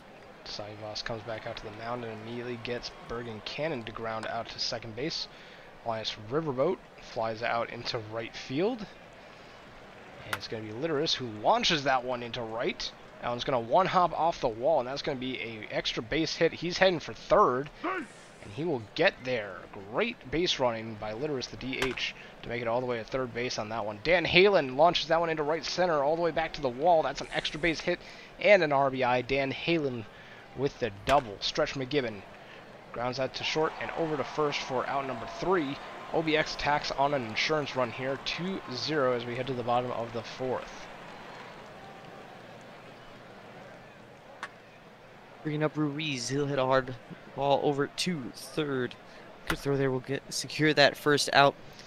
Another hard hit ball this time to the shortstop for the second out. Bring up Will Love, grounds one over to third. That will be the third out of the inning. 1-2-3 inning for Ripspond. Providence needs to get some base runners if they want to get back into this one. Top of the 5th, bottom of the order. Tyler Swift going to go down on strikes. Now we have the top of the order coming up with Dub City, the third baseman. Bases empty, one away. Here's the pitch. And strike 3 on the 2-2 from Voss. Dub City heads back to the dugout, disappointed. Arno Drachenberg, the left fielder, is going to settle in against Dasani Voss. And launches that one into straightaway center field. It's going to go all the way back to the wall. And he's going to be safe at second with a double. Willie Colon grounds into second, over to first, and that's going to be out number 3. So no runs on one hit and no errors. Man left on base. 2-0 Aviators over the Crabs as we head to the bottom of the 5th. Devik will start things off hitting a line drive into the right fielder's glove. Chipper Slokaning will strike out swinging.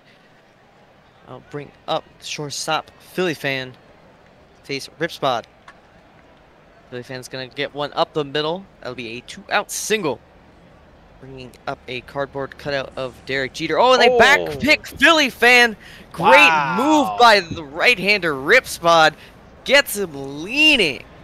The old guy's still got some wile in him as he guns down the runner at first. Bergen Cannon grounds out to the pitcher. Linus Riverboat launches that into center field for a flyout, and Litteris, the DH, with the base paths empty and 2 away, is going to go down on strikes. Quick 1-2-3 inning as Dasani Voss guns down and makes short work of the Aviators lineup in this inning. Bottom of the 6th coming up.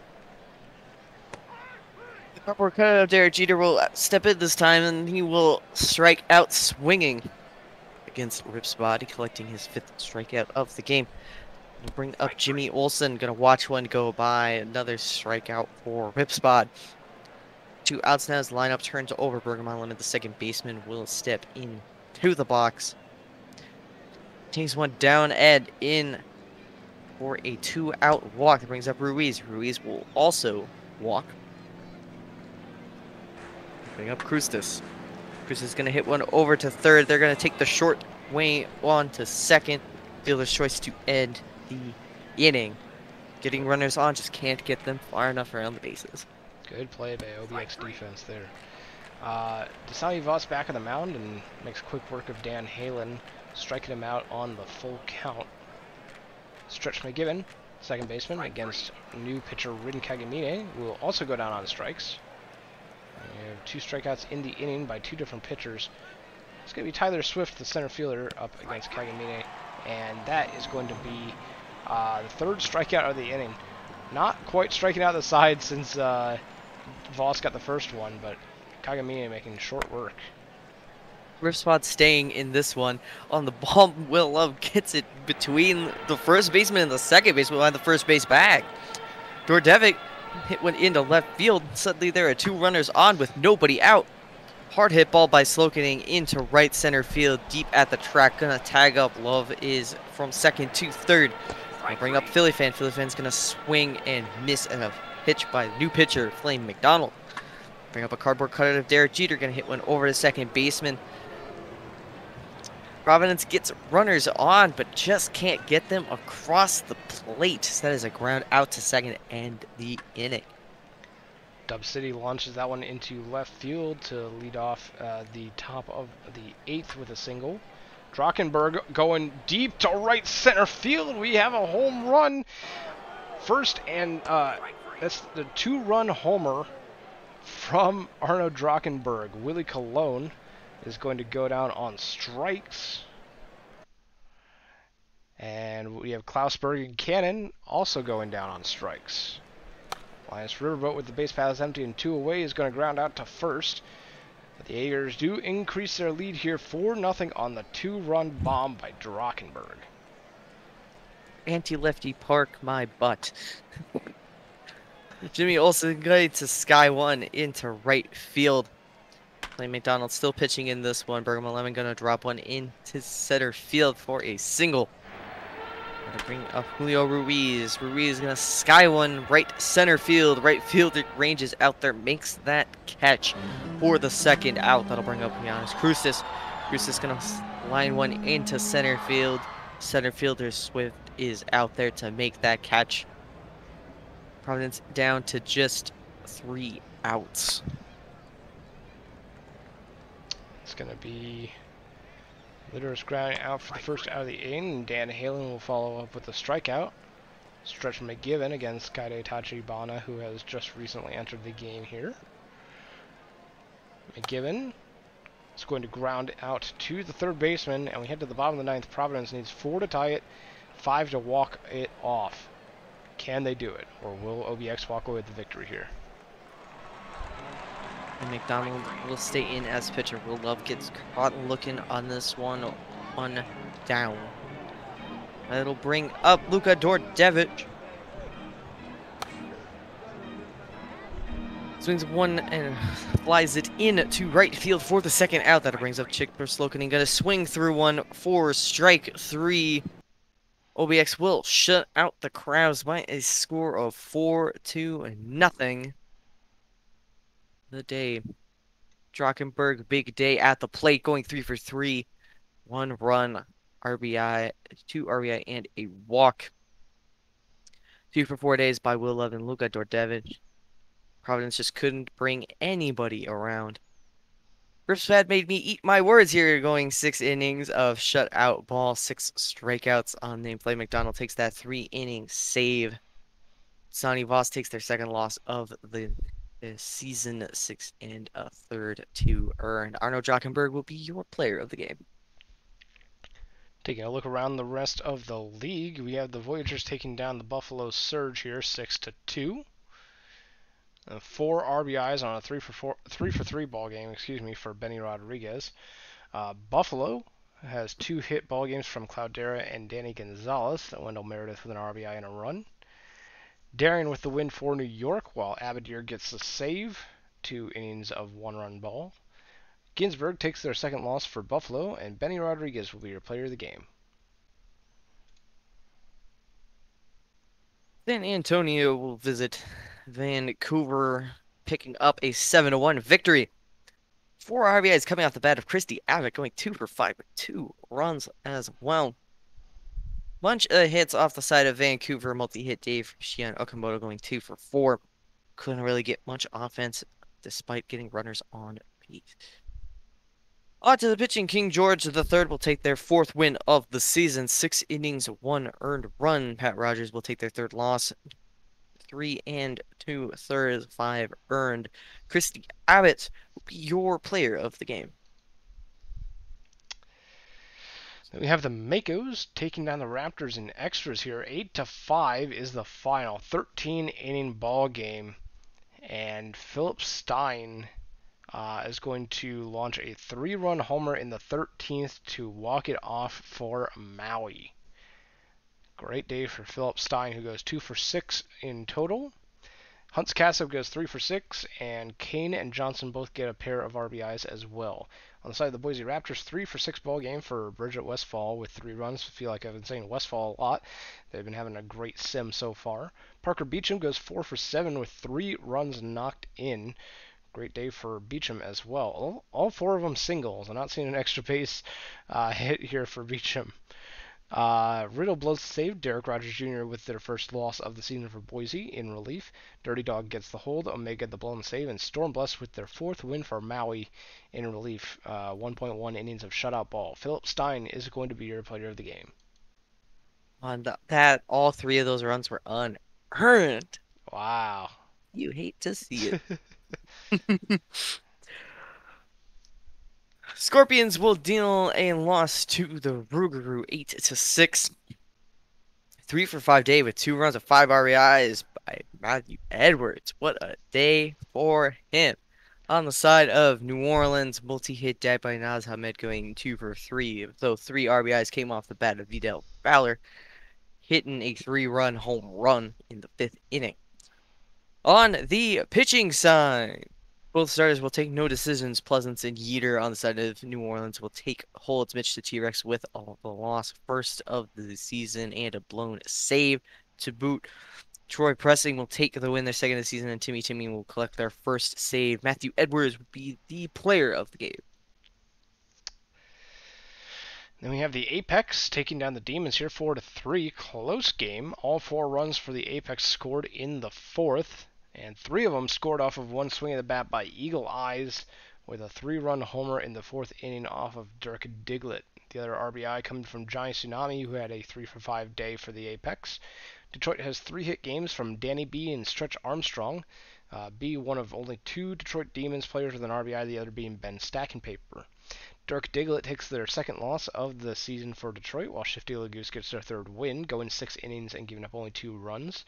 Dangley with the hold and No Hands with the save. Player of the game with that 3-run homer is Eagle Eyes. Supernovas and Stars, 10-1 victory for the Stars. Only run of the day coming off the base running of BJ Foe and the bat of Washington. Though Joe Burrow had himself a 3 for 4 day, collecting half of his team's hits. On the side of Nashville, everybody gets a hit in this one, though Brandon Fry and Jebediah Crunk collect 2 hits and 3 and 4 RBIs respectively. On the pitching side, Baxter with the loss, their third of the season, 5 2/3, 2 earned. Rainier with the win, their second of the season, 8 innings, 1 earned, 8 strikeouts. If I had to guess, yep, John Rainier will be your player of the game. Sorry. And then we have the Seattle Sea Serpents taking down the Cancun Toros here 6-5 with a walk-off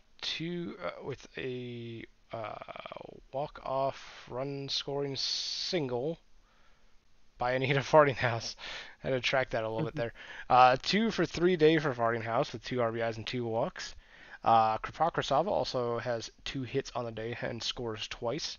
For Cancun, 2 RBIs for Shumi Hokenvettel, and a 2 for 4 ball game from Caden Kalian. DJ Law gets the hold for Cancun, while Ryan Shu gets a loss in the blown save. Tsunami will get their first win of the season for Seattle. Only having 4 pitches, but 3 of them being enough to get a strikeout. That's all they needed to do. Anita Fartinghouse is your player of the game. That'll bring us down to the minors. We'll start off with the Kingpins and the Wheelers. Kingpins will defeat the Wheelers 7-2. Wayne Shorzy with a 3 for 5 day, 2 runs, 4 RBIs, 3 for 4 day by Demetrius Danger as well. On Anchorage's side, 3 for 3 day by Sneaky Snack with a run to boot. On the pitching side, Tugumpa Bauer with the win. Sagosi Multi-Awo Pele will hold their second of the season. Stanger with the loss, their first of the season, going 5 1/3, 3 earned. Wayne Shorzy will be your player of the game. We have the Hepcats defeating the Lemurs here 5-1, out hitting them 12-4. 3 RBIs for Kent Murphy III, 3 for 4 for Dustin Johnson, both on the side of Kansas City. Louisville, no runs scored, but they have 4 hits scattered among the first 3 batters in their order, as well as Escaleto, the DH. PM Scram takes their 4th loss for Louisville, while Randy Hankey gets their second win, giving up a run. no RBIs, but 1 run scored for Louisville. Hankey gets the win with 6 innings and 1 run given up. And Dustin Johnson will be your player of the game. Flamingos and Dillos. Flamingos will win 5-4. Good team effort here. 3 for 5 day by Keegan Halverson and 3 for 4 day by Yuppers on the side of Florida. On the side of Amarillo, 3 for 5 day by Big Barnell and a 3 for 4 day by Ezra Oatmeal. On the pitching side, both starters will take no decisions in this one. Goes to the bullpen. Bingo with the win. Quill with a blown save. Mingo with the save. Flamingo and Mingo Bingo. I love it. I'm confident. I am not impressed. He will take the loss and a blown save. Nico Parsons, the starter for Florida, will be your player of the game. It's because I know that was on confidence. I have a feeling in my brain.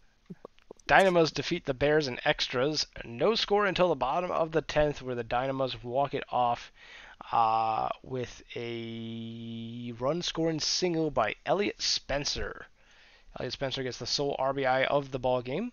McLaughlin goes 3 for 5 at the top of the Dallas order. And for the Brew City Bears, John Doe Jr., the only one with a multi-hit game. Both starters looked really good. Neither of them giving up any runs. Rodriguez gets the win relief, going 3 shutout innings for Dallas, while Young will take the loss for Brew City in relief. Fernando Jose will be your player of the game with 7 innings of shutout ball for the Dynamos. Last game of the day, California Firehawks will deal a 6-0 loss to the Swift, or 6-1 loss to the Swifties. 13 hits on the side of California. Spread fairly evenly throughout, though Deluxe Pogger will take home 3 RBIs in the effort. Multi-hit days on the side of State College by Diesel Paza and Lenny Sportello. On the pitching side, Thompson with the win, their 4th of the season. Day taking the loss, Beckett with a save, blank space with a blown save, and Walter Thompson, the starter for California, will be your player of the game. That'll do it for May 19th. We'll go ahead and finish off today and then save. And we'll head into the options real quick to turn the graphs back on because I forgot to do that at the start of the last one. Generate for all leagues. And hopefully that will fix the graphs thing, but we shall see. Let's see. For May 20th, we do have a game to play, and that is Sarasota versus Nashville. Just double checking the matchups. Yep, Sarasota versus Nashville. This is not a primetime game, so no TPE riding on this one. But we have Bill the Hill versus Giovanni Sanchez. And looking at these two teams here, we do have a head-to-head where the Nashville Stars seem to have the lead or the edge everywhere except for the number 9 spot where Will Fisher has the advantage over Kay Faraday. But looking at the information that the stat team gave us,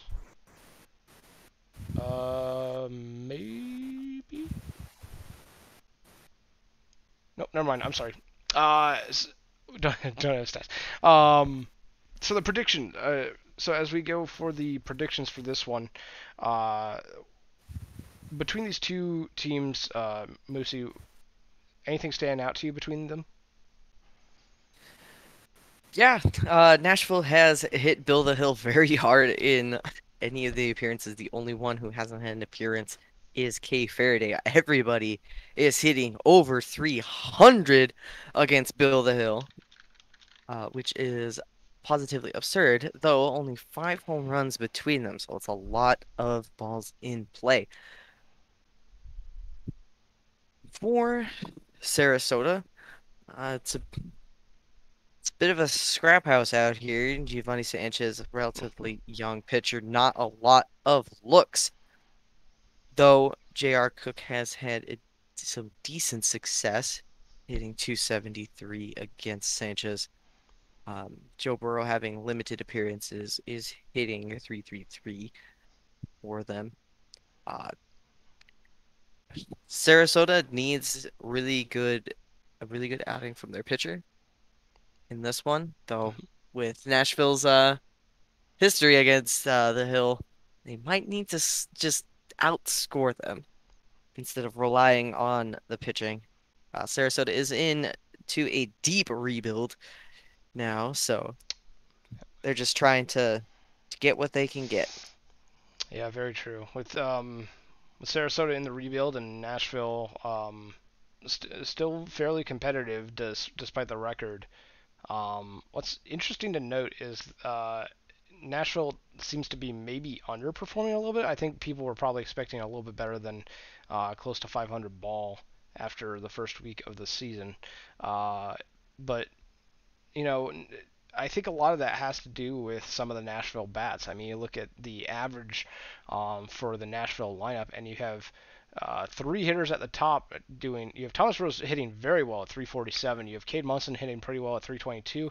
Brand Fry hitting well at 287, and then it kind of drops off. The rest of the batting order does not have is averaging less than a 1-for-4 ball game each day, and with averages under 250.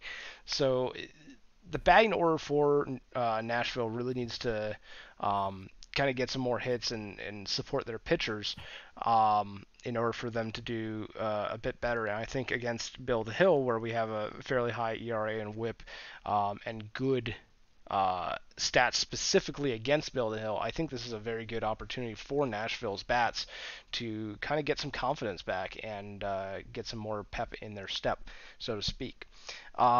The prediction has closed out. We have 74% of the votes heading to the under of 16.5 for total hits. 2 people voting for over 16.5. So we will see which comes out on top, be it the over or under in terms of the 16.5, and we'll see which team comes out on top in this game, Nashville versus Sarasota. Moosey, do you have a preference on which team you want to take?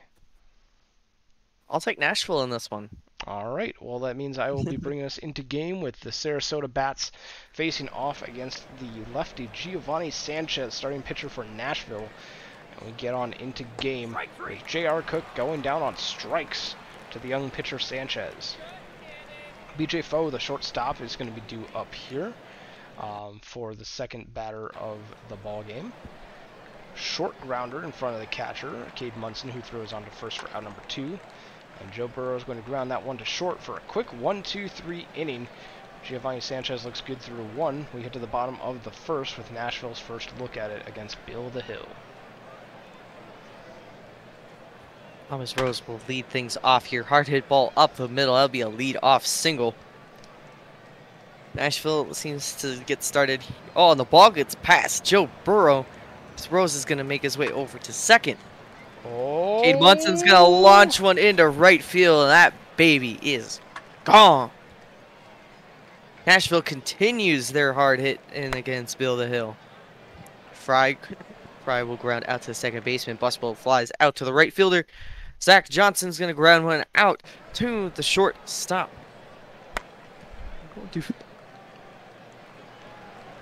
Going to the top of the second, Bogaskew pop flies that to second base, and Red Arrow will get a base hit into right.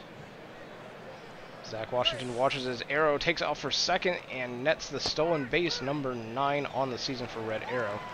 Zach Washington himself goes down on strikes.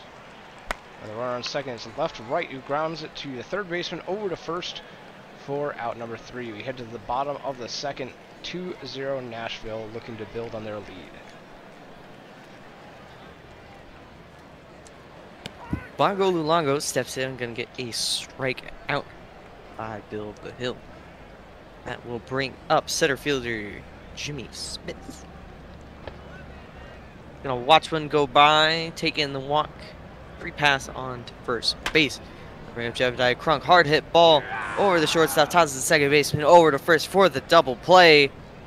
Bill the Hill gets out of that one, possibly avoiding some danger. It's going to be Nero Esposito, the left fielder for Sarasota, who grounds out to the second baseman, Thomas Rose. Will Fisher launches that to the right fielder, Kay Faraday, who puts it away for out number 2. And J.R. Cook is going to go down on strikes, so the Supernovas send down an order here, 1, 2, 3. Supernovas only have 1 hit through 3 innings against Sanchez, and as we head to the bottom of the third, Nashville still up 2-0. 9-hole hitter Kay Faraday is going to line one into center field. Diving catch out there by Fisher to secure the out. Thomas Rose is going to deposit one down the left field line, getting himself a double. Bring up Cade Munson. He's going to drop one into left field. Rose is hustling around third. Close play at the plate, but he will make it in safely.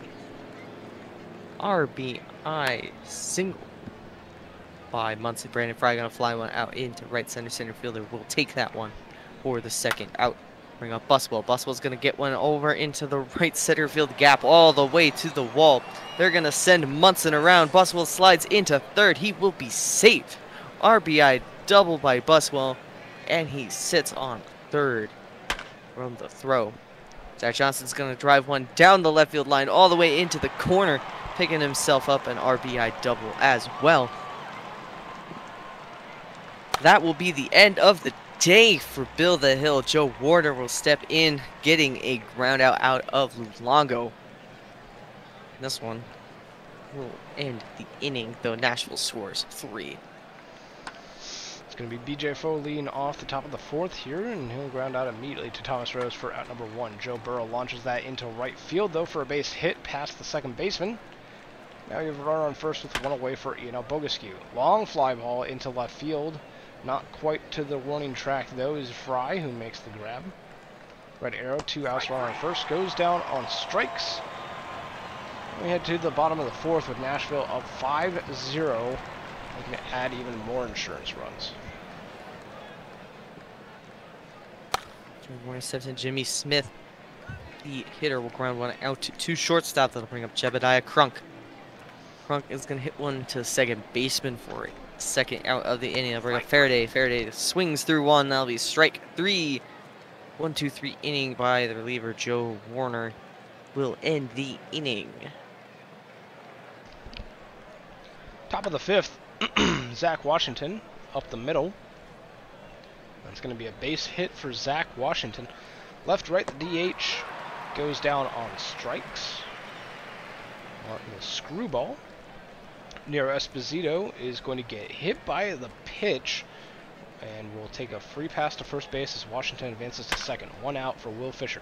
Runner first, over to second for 1, back over to first, and that is a 3-4-1 double play as the pitcher covered the bag at first, and excellent defense by the Nashville Stars to get out of that one. Posting up in this one, gets past a diving third baseman over into left field for a lead-off single. Cade Munson's going to fly one into left center. Center fielder ranging out there will make that catch. He'll bring up hot hitter Brandon Fry. Rose is off and running. He steals second base with ease. Fry's going to get one past the third baseman. They're sending Rose. Oh, but he's left out to dry. Great throw out there by Esposito. Gets Rose out at the plate. Buswell flies one out to right field to end the inning. Some base running mistakes here by Nashville, getting a little too comfortable. J.R. Cook will lead off the top of the sixth with a base hit for Sarasota. Runner on first with no one out, and BJ Foe grounds into a textbook 6-4-3 double play. Joe Burrow goes down on strikes as the Nashville Stars face the minimum 3 batters. Giovanni Sanchez still cruising through 6. We head to the bottom of the 6th. Nashville still looking to add onto their lead. Zach Johnson leading things off here. Going to hit one over to third base. Gets thrown out by a step. Bongo Luongo pops one out. Catcher has to run a mile to get that one in foul ground. Jimmy Smith is going to fly one into center field. Diving catch out there by Fisher. Secures the third out of the inning. We're going to go top 7. Nashville leading 5-0. It's going to be Ian Bogescu who grounds out for out number 1 here. Red Arrow will follow suit with back-to-back groundouts to second. Zach Washington, base pass clearer and 2 away. will go down on strikes. Giovanni Sanchez, a 1-2-3 inning. In the top of the 7th, we head to the bottom of the 7th. It was time for the stretch at Gibson Soundstage. Crunk due up first. Crunk is going to get one past the pitcher. Doesn't even move. Shortstop isn't going to make that throw. That'll be a single. Faraday is going to launch one into right center field for a home run. 2-run shot by K. Faraday going to 424 feet.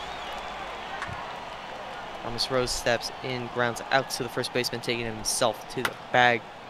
First out of the inning. Munson's going to ground out to shortstop for the second out, and that'll bring up Brandon Fry. He's going to get plunked in the back by Joe Warner. Take this man out of here. Buswell's going to get a single up the middle. Fry is going to just hold up at second. Zach Johnson stepping in, gets one over the third baseman's head. Fry is being sent around. He will score on the RBI single by Zach Johnson. Somebody please send help. Joe Warner might be dead on the mound. Bagalonga will take a walk. 2 outs, bases loaded for Nashville. Brings up Jimmy Smith. And Smith is going to drop one into right field. That might score 2 as Buswell and Zach Johnson both hit home plate. 2 RBIs, single by Jimmy Smith. Scoochie Dart steps in. They finally decide to take out Joe Warner, and look at that. Scoochie Dart gets a force out at second base to end that inning. The total hits has gone to 17, so the overs will be very happy about that, as Giovanni Sanchez leads off the top of the 8th by hitting left-right with a pitch. Nero Esposito is going to ground out into a 5-4-3 double play. Will Fisher goes down on strikes. So Giovanni Sanchez rings up his 8th strikeout of the ball game over 8 innings. We head to the bottom of the 8th, still 10-0 Nashville. Faraday stepping in, gets one past the first baseman's glove for a leadoff single. Thomas Rose going to pop one out. First baseman ranging in foul territory will get that for the second out. Cade Munson launches one high in the air. Oh, that... Okay. An error, a drop of a foul ball by the left fielder. Cade Munson will ground out. Brandon Fry pops out to the catcher to end the inning. Will we see Giovanni Sanchez going for the complete game? No. We will not. It's going to be Lincoln Birdwhistle stepping in for Nashville and gets J.R. Cook to line it out right to center field. BJ Foe is going to ground out to the shortstop. And it's all down to Joe Burrow. He's going to ground out to the first baseman unassisted. And what a blowout. 10-0 is the final. Nashville takes down Sarasota. It would have been nice to see Giovanni Sanchez go for the complete game shutout, but when you're that far up ahead, you don't want to waste the arm, especially on 101 pitches going into the 9th. Cade Munson will get 3 RBIs on the ball game. Zach Johnson, Jimmy Smith, and Kay Faraday each with 2. Sarasota, nothing doing in the lineup. Only 4 hits scattered across that lineup. Bill the Hill with their 3rd loss. Giovanni Sanchez with their 3rd win. 8 shutout innings. Lincoln Birdwhistle finishes up the 9th with a perfect 9th inning. Giovanni Sanchez will be your player of the game.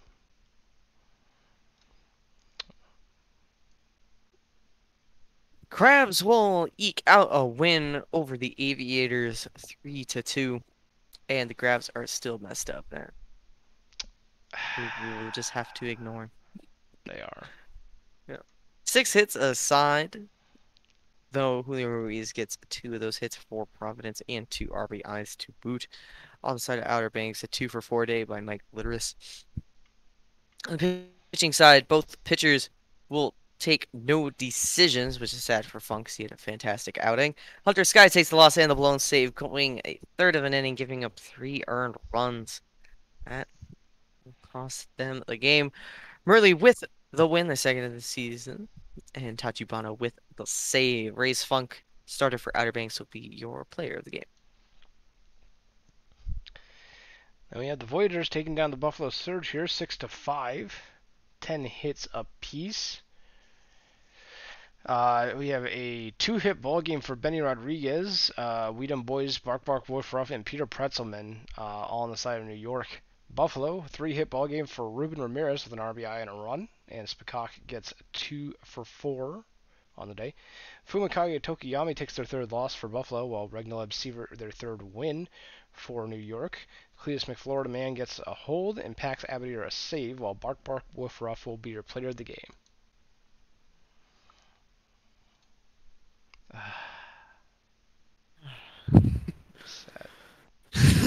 San Antonio will deal a loss to Vancouver, winning 7-3. Kuna Matata with a 3 for 4 day, 3 RBIs for Christy Abbott as well. Multi-hit day for Danny King, going 2 for 3. On the pitching side, Johnson net themselves their 6th win of the season, still going perfect. 7 innings, 3 runs, 1 earned. Sippy Tosin will take the loss, their 4th of the season. Taylor Johnson will be your player of the game. Not just losing to the Sloths tonight, just losing in general. You just take off the to the Sloths part, and that is a very accurate statement. Raptors over the Makos 4-2 is the final score here. 4 hits for the Makos, all scattered from their 4-hitter down to their 7-hitter. And the 2 RBIs come from the 8 and 9 hitters, Gray and Johnson. Boise will get 2 RBIs from Sax Justice and 2 hits on 3 at-bats for Petra Sabor. Gonzalez with the loss in the blown save for Maui. Waller with the win for Boise, improving to 3-2. Toasties with the save. Jackson Waller is your player of the game with 7 innings of quality star work, 2 runs on 3 hits and 3 walks. Thank you, Knight. I hope it will. I know it will. Apex will eke out a win over the Demons by a score of 6-4 with a walk-off 2-run home run. No. Oh, is that? No, sad. The graphs are still messed up. I have been duped because I saw Detroit and I'm like, yes, it's finally right. No, it's not. Sad. Nope. 10 hits apiece for each team. 3 hits by Dustin Parbley on 4 at-bats. For Detroit, a couple multi-hit games out there. On the pitching side, Thomas Palmer taking the loss, their 4th of the season, 4 innings, 6 earned. Bolanos with the win, their 3rd of the season, 6 innings, 1 earned. Jerome No Hands taking the save, their 3rd of the season. And Aaron Bolanos, starter for Indy, will be your player of the game. Then we have the Rougarous versus the Scorpions, since we watched the Stars Supernovas game. 12-7 is the final. New Orleans taking down Death Valley. 4 RBIs on a 3-for-4 ball game with 4 runs across the plate for Paulo DeStefano Jr. Unbelievable day at the plate for the shortstop. 3 hits for Gustav Borgard and 3 RBIs for Christopher Brew. On the side of Death Valley, we have a 2-for-4 ball game with 5 RBIs for Elliot Alderson. Something about the 2 spot in the batting order for this game. Both of those players hitting really well. Chris Jacob 4 for 5 as well for the Death Valley Scorpions. Stephanie Morgan gets the loss for Death Valley, while Luke Wright gets the win and the blown save for New Orleans. And Paulo DeStefano Jr. is going to be your player of the game. Toros and the Sea Serpents battle it out to taking extra innings in this one. Toros will win those 7-6. A 3-for-5 day with 3 runs and 3 RBIs by Vladimir Batista. On the side of Seattle, multi-hit day by Santana Cruz, going 2-for-5 with an RBI. On the pitching side, both starters going 6 innings. Both will get no decisions in this one. Smith Thornbody with a hold. Salami Tsunami with the loss and a blown save. Brian Shu with the win. And Kiwi Mace with the save. Vladimir, that will be your player of the game. I'll do it for the majors. And no games in the minors, so we will go ahead and finish off the day. I'm going to just, for my own sanity, I'm going to get rid of the graphs. Also save. You should save. I am going to save, yeah. That'd be very smart. Go ahead and finish the day, and then I will save the game. Boom. All right. One game remaining. Save the game. I already did, but I'll save it again. You always gotta make sure. Yep. We don't need this. We have one game remaining, and it is the Vancouver Vandals versus the San Antonio Sloths. We will then have a quick sim day after that for May 22nd. But this is the last simmed game for this stream, and the suggested prediction is over under 9.5 runs. So if whoever is running predictions would like to run that prediction, again, over under 9.5 runs. That will be that's the suggested prediction from the stats team. And yeah, that seems accurate. The Sloths have a advantage everywhere except for the number 9 slot where Tommy Caruso has the advantage over Anchovy, the recent call up. Yeah, that I think that checks out. But doesn't mean I'm happy about it. Bet is live. Thank you, SportsFan39. But yeah, according to the stats team, we have some team notes. San Antonio Sloths have found themselves on top of the Legends West with a 15-10 record, 5 games ahead of the second place Boise Raptors. This is at the time of writing. I'm not sure how the division is shaking out as of right now, but I think the Sloths are still in the lead. In part, they can point at their clutch play as a reason for their success, as they are 6-1 in one-run games. The Sloths bats have been on fire as they lead the league in OBP, slugging, runs scored, extra base hits, and strikeouts. Vancouver Vandals find themselves at the bottom of the Legends West. I think that's probably also correct. Tied for the last with the Maui Makos at 7-12. I don't think that's accurate. I think the Maui Makos have had more wins than us this sim. The divisional matchup will be important for them if they want to gain some ground. Again, this was at the time of rain, so that makes sense. But this divisional matchup will be important for the Vandals if they want to gain some ground on the first place Sloths. It would seem that Southpaws really give the Vancouver batters a run for their money, as they have a 1-5 record against lefties and a 6-7 record against righties. A few player notes. The third baseman, Christy Abbott, for the Sloths, has been on a hot streak lately, sporting a .450 batting average and hitting 3 home runs in their last 5 games. Third baseman Sam Andrews for the Vandals has been having himself a good season this far, slugging .528 with 6 home runs and 17 RBIs, leading the team in these stats. I say this is at the time of writing, but also 6 home runs and 17 RBI means Sam has not had a home run or an RBI this stream. So that slugging probably has gone down. Billy Greer will start for the Sloths today. He's 1-1 with a 2.40 ERA, good for 5th best ERA in the Legends Conference. Starting for the Vandals is Greg Digger Jr., who is 1-for-3 with a 3.60 ERA and a 1.34 WHIP over 5 starts. That's changed to 1.40. And also, I guess Billy Greer's stats have changed, but only slightly. The ERA has gone down to 2.25 from 2.40, so improving even further this stream. San Antonio's strength is their bats, so the keys to victory. San Antonio's strength is their bats. They'll need to take advantage of the Vandals' weaker pitching, as their pitching staff has the worst ERA in the Legends Conference. For the Vandals, with right-handed pitcher Billy Greer on the mound for the Sloths, Vandals will need to capitalize on their ability to hit on right-handed pitchers and take a lead early. And those are the keys for the game, brought to you by the stats team. Prediction has finished up. Total runs over under 9.5. It looks like an even split in terms of the people voting. 4 people for the over, 3 for the under. But heavily skewed for the over on 9.5 runs is 85% of the votes. Anyone standing out here between these two teams for you, Moosey? Yeah, the top 2 hitters for San Antonio have done really well against Digger, and then pork chop sandwiches as well. Everybody else has had a rough time against him. For Vancouver, RJ Menard has absolutely crushed Grier in their careers here, hitting over 400 against him. Sam Andrews also as well, hitting close to 300. And then Tommy Caruso in the bottom slot, having a pretty good season, pretty good career statistics against Grier. Both of these pitchers have yet to face these teams this season, so there's no stats on that necessarily, though Grier does have a much better whip, which bodes a little more confidence in that arm versus Digger, who is boasting a 1.40. It's going to come down to whether Digger can hold these bats to as few runs as humanly possible. Because, like you said earlier, the pitching is a little rough this season. Yeah. Well, us Vandal fans and Vandal players are definitely hoping that Digger Jr. can have a really good start against the Sloths.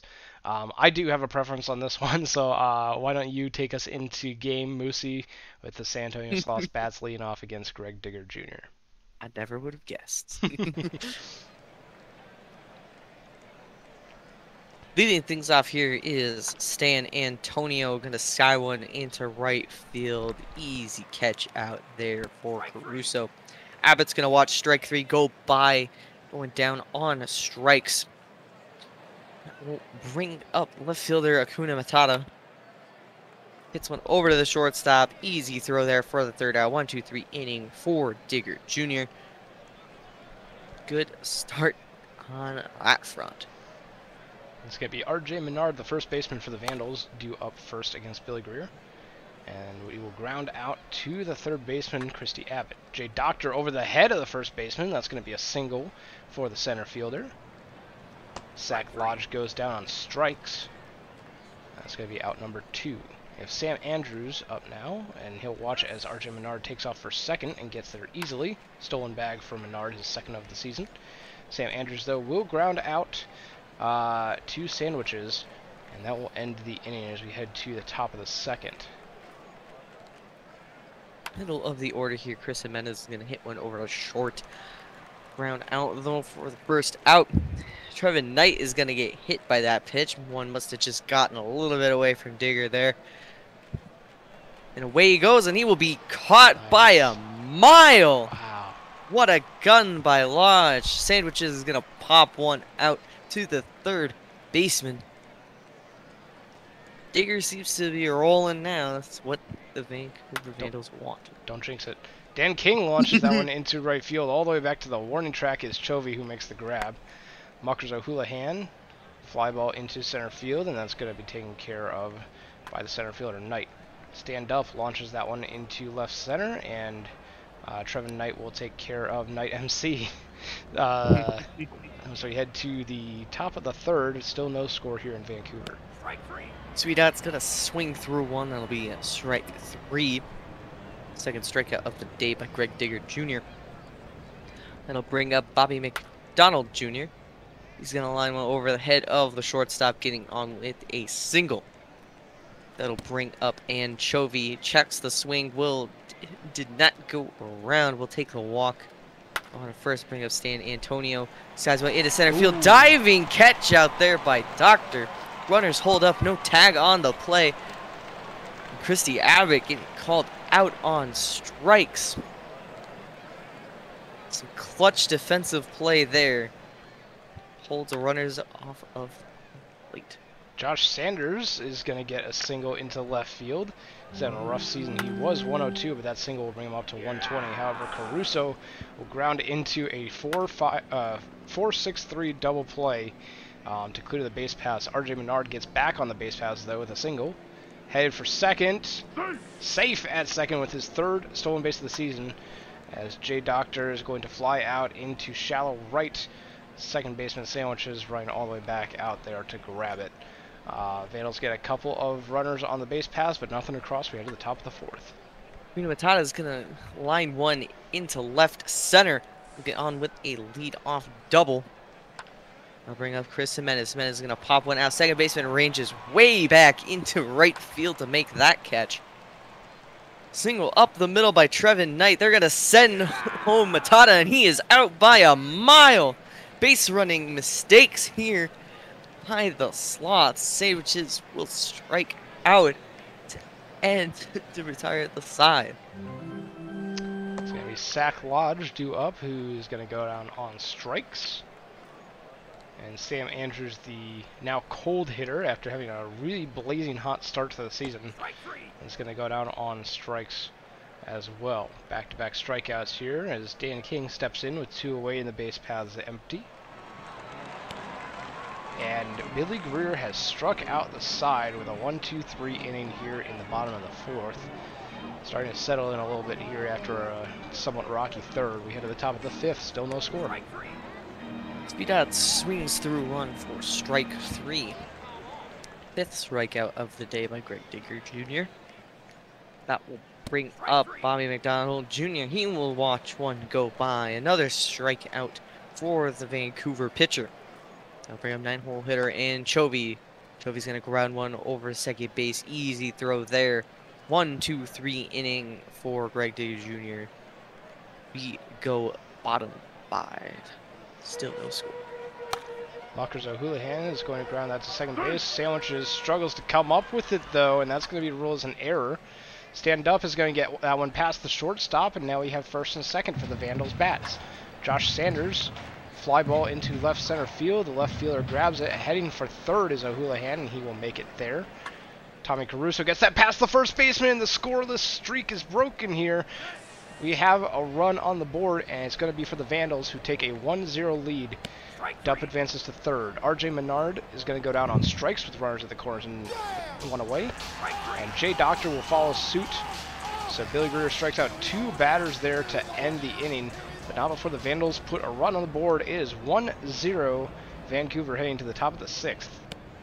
Top of the lineup here for San Antonio. Stan Antonio will do what Stan Antonio does and increase that OBP with a walk. Christy Abbott will strike out, swinging 7th strikeout of the day for Greg Diggs Jr., and he will also collect his 8th with a strikeout of Acuna Matata. Chris Jimenez is going to drop one down the right field line, hits off of the stands. What are you doing? Throw the ball! And San Antonio runs all the way from first to score on a double. We have a tie game. Suddenly, Trevin Knight grounds out to second base. He didn't even try to throw the ball. Caught them sleeping. Come on, Sim. All right. Bottom of the 6th, Zach Lodge is going to go down on strikes for number 20 on the season. I do think that it was foul, but the Sim thought it was fair, I guess. Sam Andrews launches that one into left center, and that's going to be caught by the left fielder, Matata. Dan King, fly ball into center field, and a routine grab for Trevin Knight. 1-2-3 go. The Vandals game still tied at 1. We hit at the bottom of the top of the 7th now. Sloth's looking to break the tie. Pork Chop Sandwiches is going to line one down the left field line. Hits off the stands. We'll be there with a double. Can we put the game under protest? This Rory. Smith with a single into left field. Tag up opportunity here. And Sandwiches will be saved on the sac fly by Bobby McDonald Jr.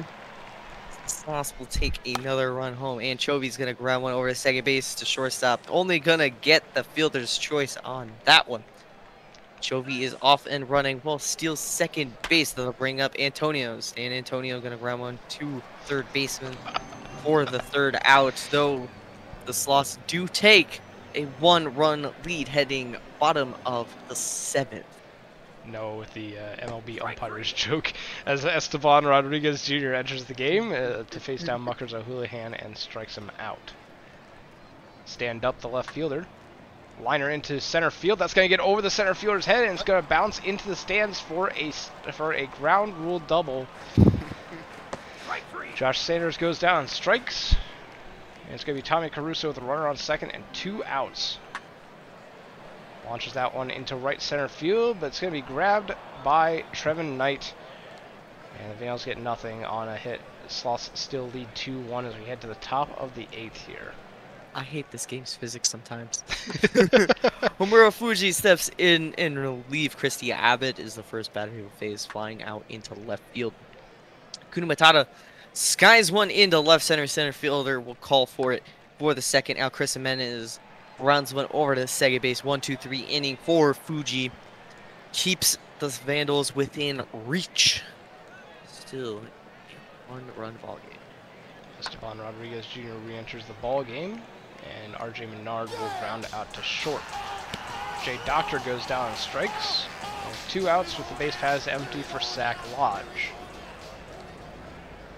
I don't think the Vandals had anyone classified as cold going into this game, but we have 3 cold hitters now as Zach Lodge goes down and strikes. Maybe there will be a 4th one coming up here after that Zach Lodge at bat, but man. Fuji stays with this one. He will get Trevin Knight swinging at one for strike 3. That will bring up second baseman Pork Chop Sandwiches. Sandwiches is gonna drop one into foul territory. Third baseman rushes over there to make that play. Sweetot will ground one to shortstop for the third out.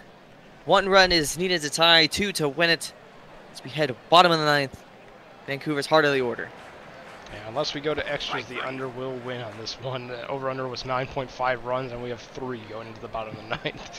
Sam Andrews goes down and strikes, and it's going to be shortstop Dan King. Pop fly, second baseman Sandwiches catches it. And all rests on Muckers O'Houlihan, who will ground out to second base to end the game. Vandals bats go quietly after the 5th. And the San Antonio Sloths will come out with the victory here, 2-1. As the Vandals have lost 6 in a row now. I was going to say, I don't think the Vandals have won a game this sim. And that was accurate.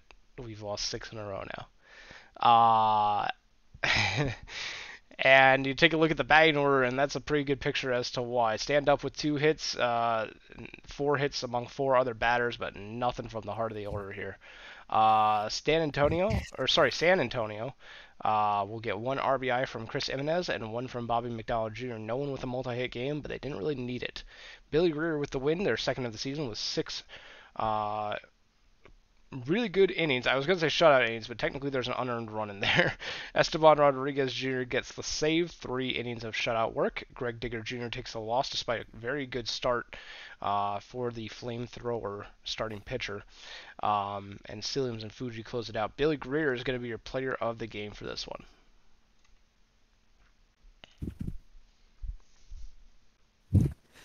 Outer Banks will defeat Providence by a score of 4-1. A 3-hit days for Drakenberg, Riverboat, and Litteris. On the side of Providence, multi-hit days for Lemon and Dordevich with 1 RBI coming off the bat of Will Love. On the pitching side, Walker Cato will take the win. 6 1/3, 1 earned. Flame McDonald with the hold. Ivy Leaf will take their 4th loss of the season. 6 1/3, 4 earned. Walker Cato will be your player of the game. Then we have the Boise Raptors taking down the Maui Makos here. 12-0. My goodness, what a blowout for Boise here. Maui has 2 hits from Philip Stein, but not a whole lot else going on there. But the Boise Raptors, my goodness, 2 RBIs each for Blon, Sabor, and Orem, 5 RBIs for Johnny Pluto on a 4-for-6 ball game. Did Westfall with 4 hits. 5 RBIs makes me think maybe Pluto had a shot at the cycle. They had 2 doubles, so no, they didn't get it. Okay, so 2 doubles and 2 singles for Pluto. Looking at the pitching, Andrew Lucas with a complete game shutout, giving up 5 hits and no walks, striking out 8 on 105 pitches. Great game by Andrew Lucas. Michael Knightrider takes the loss for Maui, falling to 0-5. And Toot Blon is going to be your player of the game with 2 for 2, 3 runs, 2 RBIs, and 4 walks. I didn't even see that. That's funny. But I mean, there's a case to be made for Andrew Lucas. I mean, come on.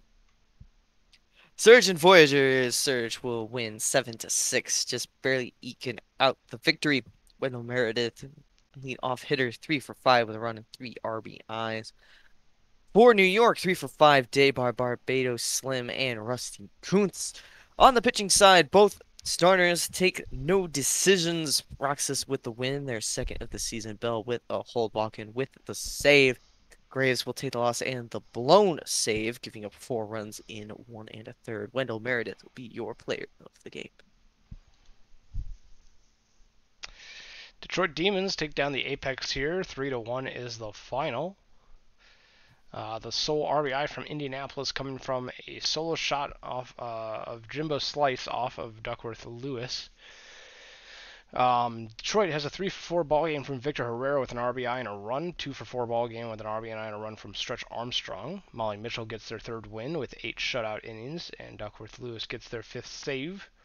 Dogwood Maple gets the loss for Indianapolis, falling to 3-3, and Molly Mitchell will be your player of the game. Stars will defeat the Supernovas by a score of 5-1. 3 out of the 8 hits came off the bat of Washington for Sarasota. On Nashville's side, lead off hitter Thomas Rose had quite a day. going on. Can you scroll up just a touch so it can refresh, please? Yes. 2 for 5 with a run and 2 RBI. On the pitching side, Kid Carsey takes a loss, their 6th of the season. Rough season so far for them. Lucky El Charo with the win, their 4th on the year, 7 of the third, 1 earned. Lucky El Charo started for Nashville, be your player of the game. And moving on around the rest of the league, we have the New Orleans Rougarou taking down the Death Valley Scorpions here. 2-1 is the final. Death Valley had a 1-0 lead going into the bottom of the 7th, and the New Orleans Rougarou scored 2, and that's all they needed. 2 for 3 ball game with an RBI for both Todd Hafner and Gustav Beauregard. Those will be your 2 RBIs for New Orleans. Death Valley gets their 1 RBI from a 1-for-2 game by Matthew Edwards. Justin Sims takes their 2nd loss, while Pleasance gets their 2nd win for New Orleans, and Derek Jeter will get their 3rd save, having 2 shutout innings. Aiden McDougall is going to be your player of the game. 6 innings, giving up only 1 run on 5 hits and 4 walks for the Rougarou.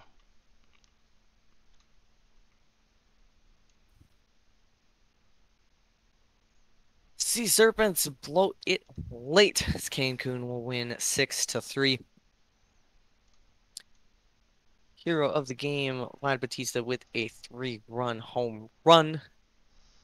8 in the game against poor Triplet. On the Seattle side, Adam Millett also with a 3-run home run. Leo Robert with the win, their 3rd of the season, 9 innings, 3 earned. Hey, look at me go. Poor Triplet will take the loss.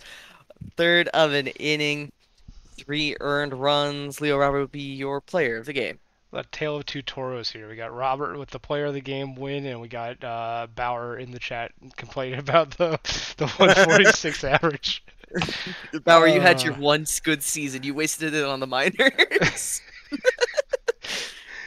Flamengo, speaking of the minors, Flamingos take down the State College Swifties here, 8-1. Great game by Florida. 4-for-4 ball game. I should save. I haven't saved in a bit. 4-for-4 day for Javithany Barizzo with 3 RBIs, and a 1-for-4 ball game with 3 RBIs for Babe Bufflin on the side of Florida. State College has a couple of hits each from Shark Puppet as well as Brian Eschleman, and their sole RBI coming from Larry Sportello, the shortstop. CJ Brandonson takes the loss for State College, while Len Cagamine gets their 4th win for Florida, and Javithany Barizzo will be your player of the game.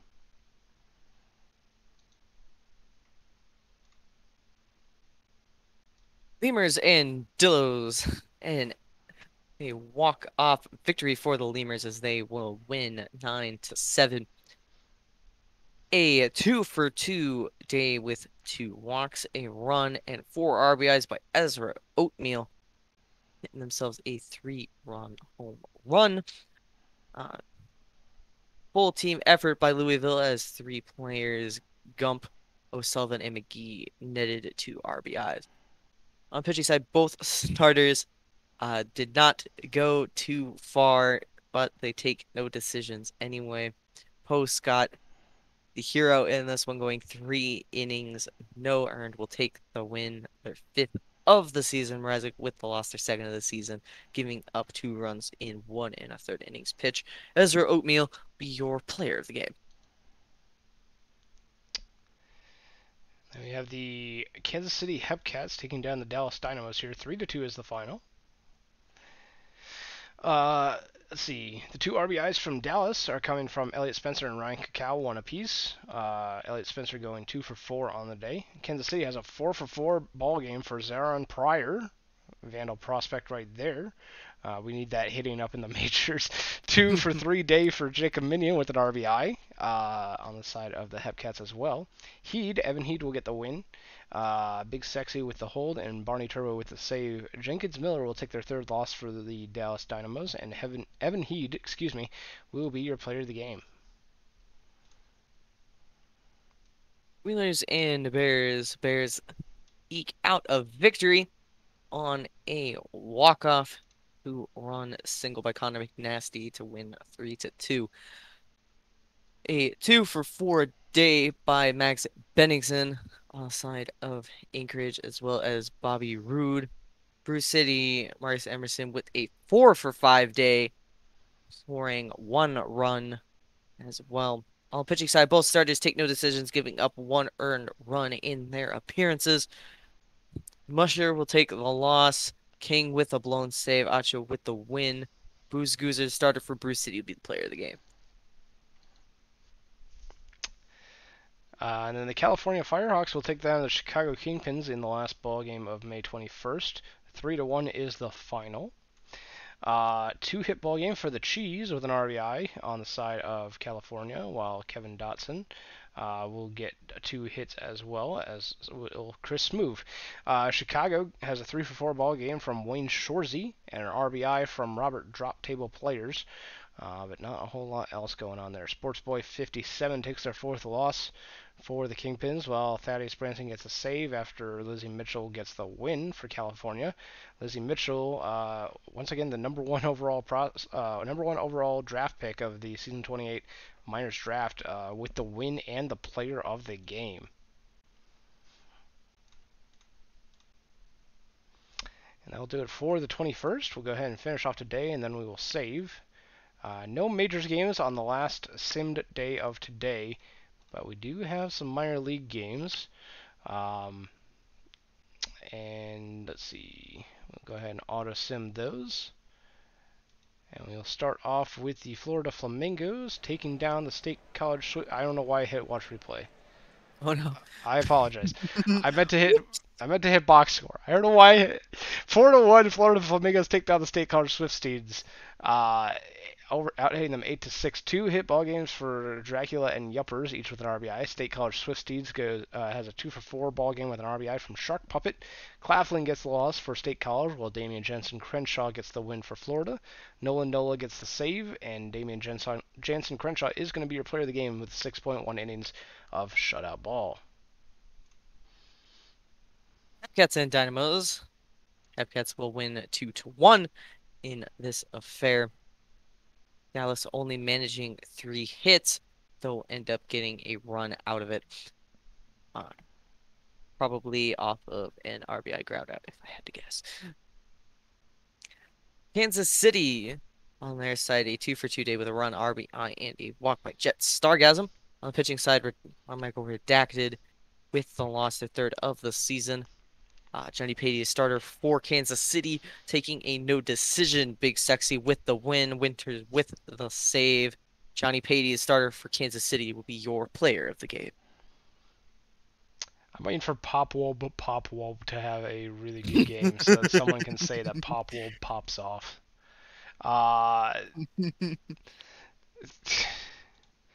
Bruce City Bears take down the Anchorage Wheelers here 5-3, despite Anchorage out hitting them 9-8. 3-for-4 ball game for Underrated, 3 RBIs for Aldridge on the side of Brew City. Anchorage has a 3-for-4 ball game with 2 RBIs from Bennington, and 2-for-4 with 1 RBI from Sneaky Snack. I wanted to say Slitter Snack, but I didn't. Athena Aria gets the loss for Anchorage.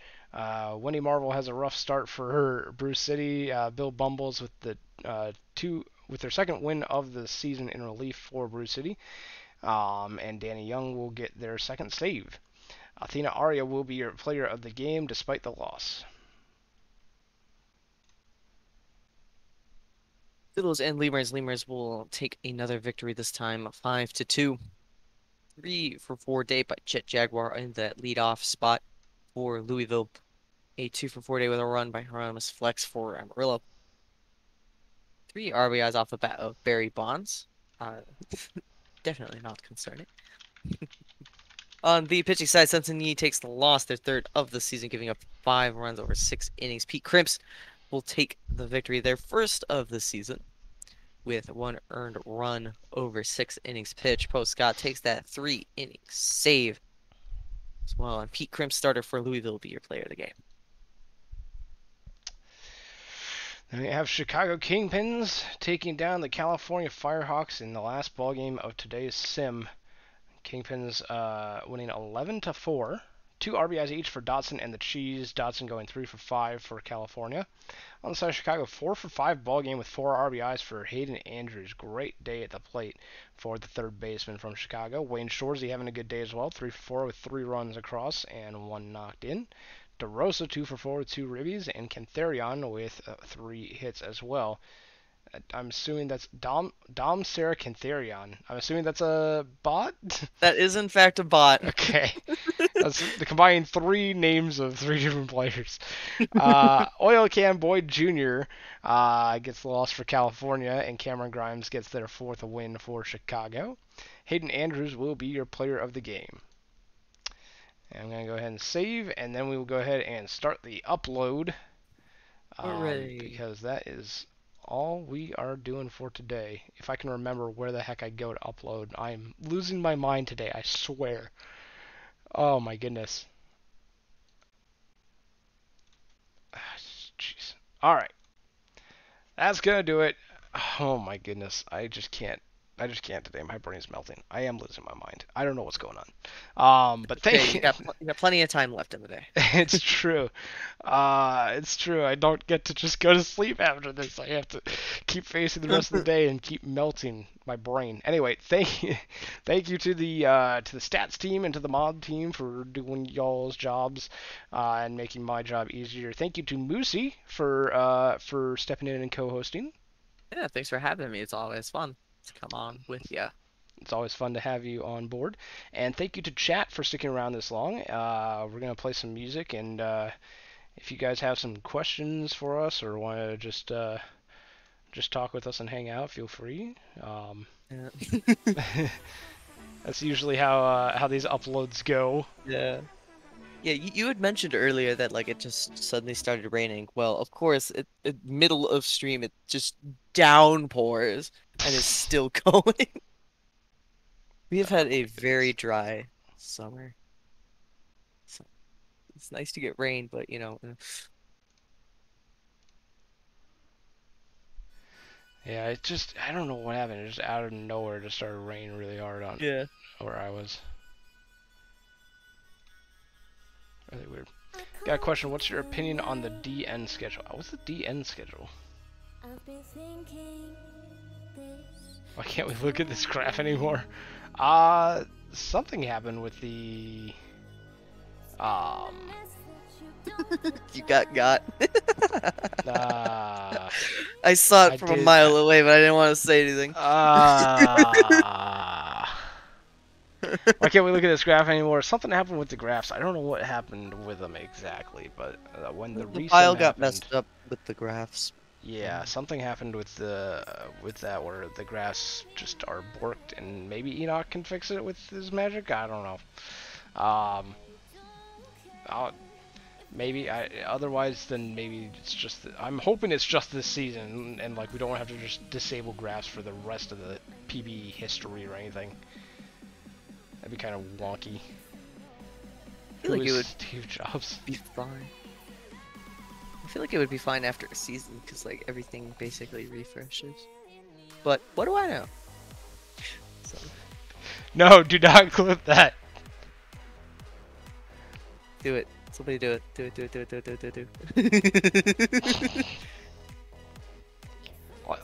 Lancer, how about this question? How come the Firehawks didn't really scout Wendy Marvel all that much, huh?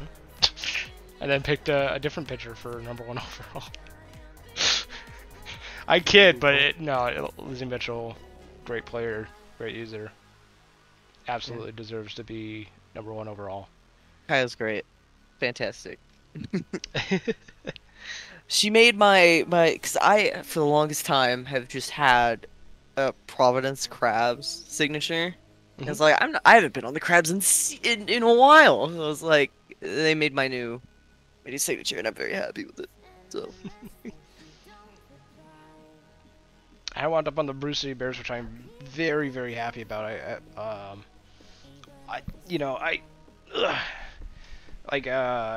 Danny B and I are both streamers, but and obviously we interact a bit with HO and GM, interactions, but not too extensively. So I'm really enjoying working with Danny a bit more, and obviously Jabs, former Vandal, and the two of us were in the Florida Space Rangers organization for a bit, even though Alex Johnson never played a game for Space Rangers. Thank you for watching, Johnny Patey. So having like background with one of the GMs and going in, wanting to work with the other one more is a great experience to have. You know, I was very excited to be picked up by the Brew City Bears. I'm very happy with where I wound up.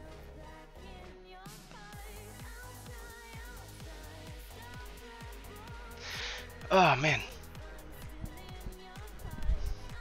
To be fair, I probably would have been pretty happy with winding up with almost any of the minor league teams, you know, for very different reasons for all of them. But Yeah. like I wouldn't have minded um, being on like the Dillos again, although I know they needed bats. I wouldn't have minded playing for Dr. K, who's one of who I am GM of in the Vandals organization. Would have been kind of fun to have a GM player reverse relationship, because those are always fun. I know. I wanted to do that with Hoppy when I was with the Crabs at the time, and he recreated. It's like I want to GM my GM because it's funny. DG and I actually had that kind of thing Yeah.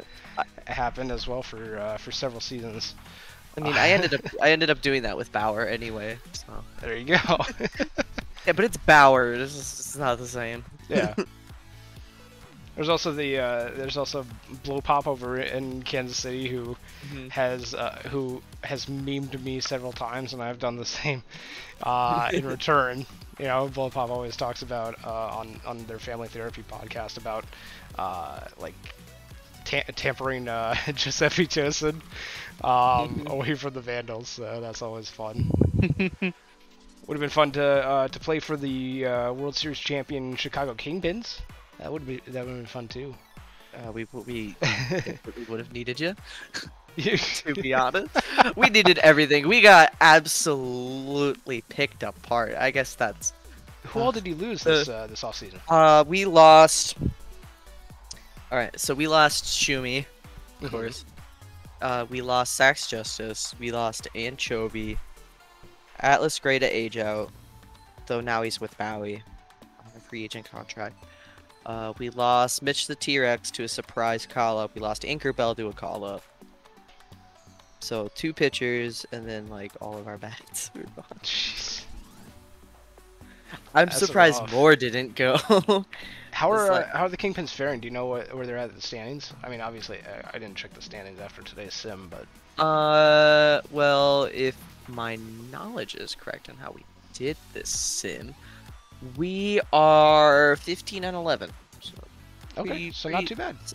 No, not too bad, considering we have 2 bot starting pitchers.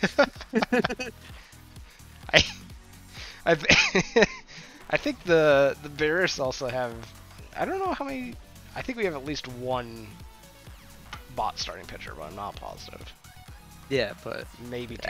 Everybody has bot starting pitchers. Yeah. Those freaking Majors GMs calling everyone up, man.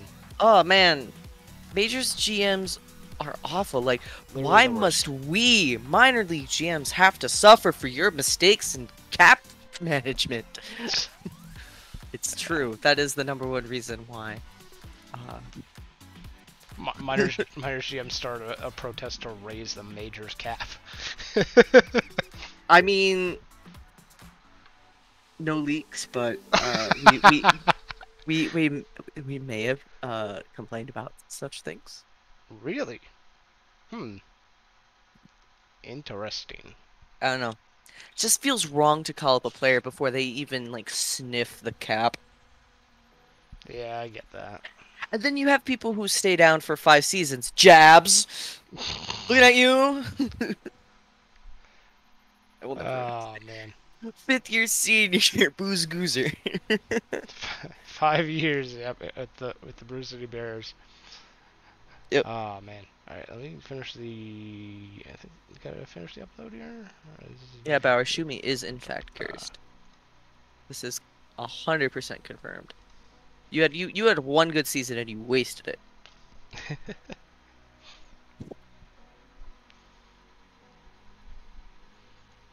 All right. Even the worst players sometimes come up big. Like shoot, his name is Rajay Davis for Cleveland. Oh yeah.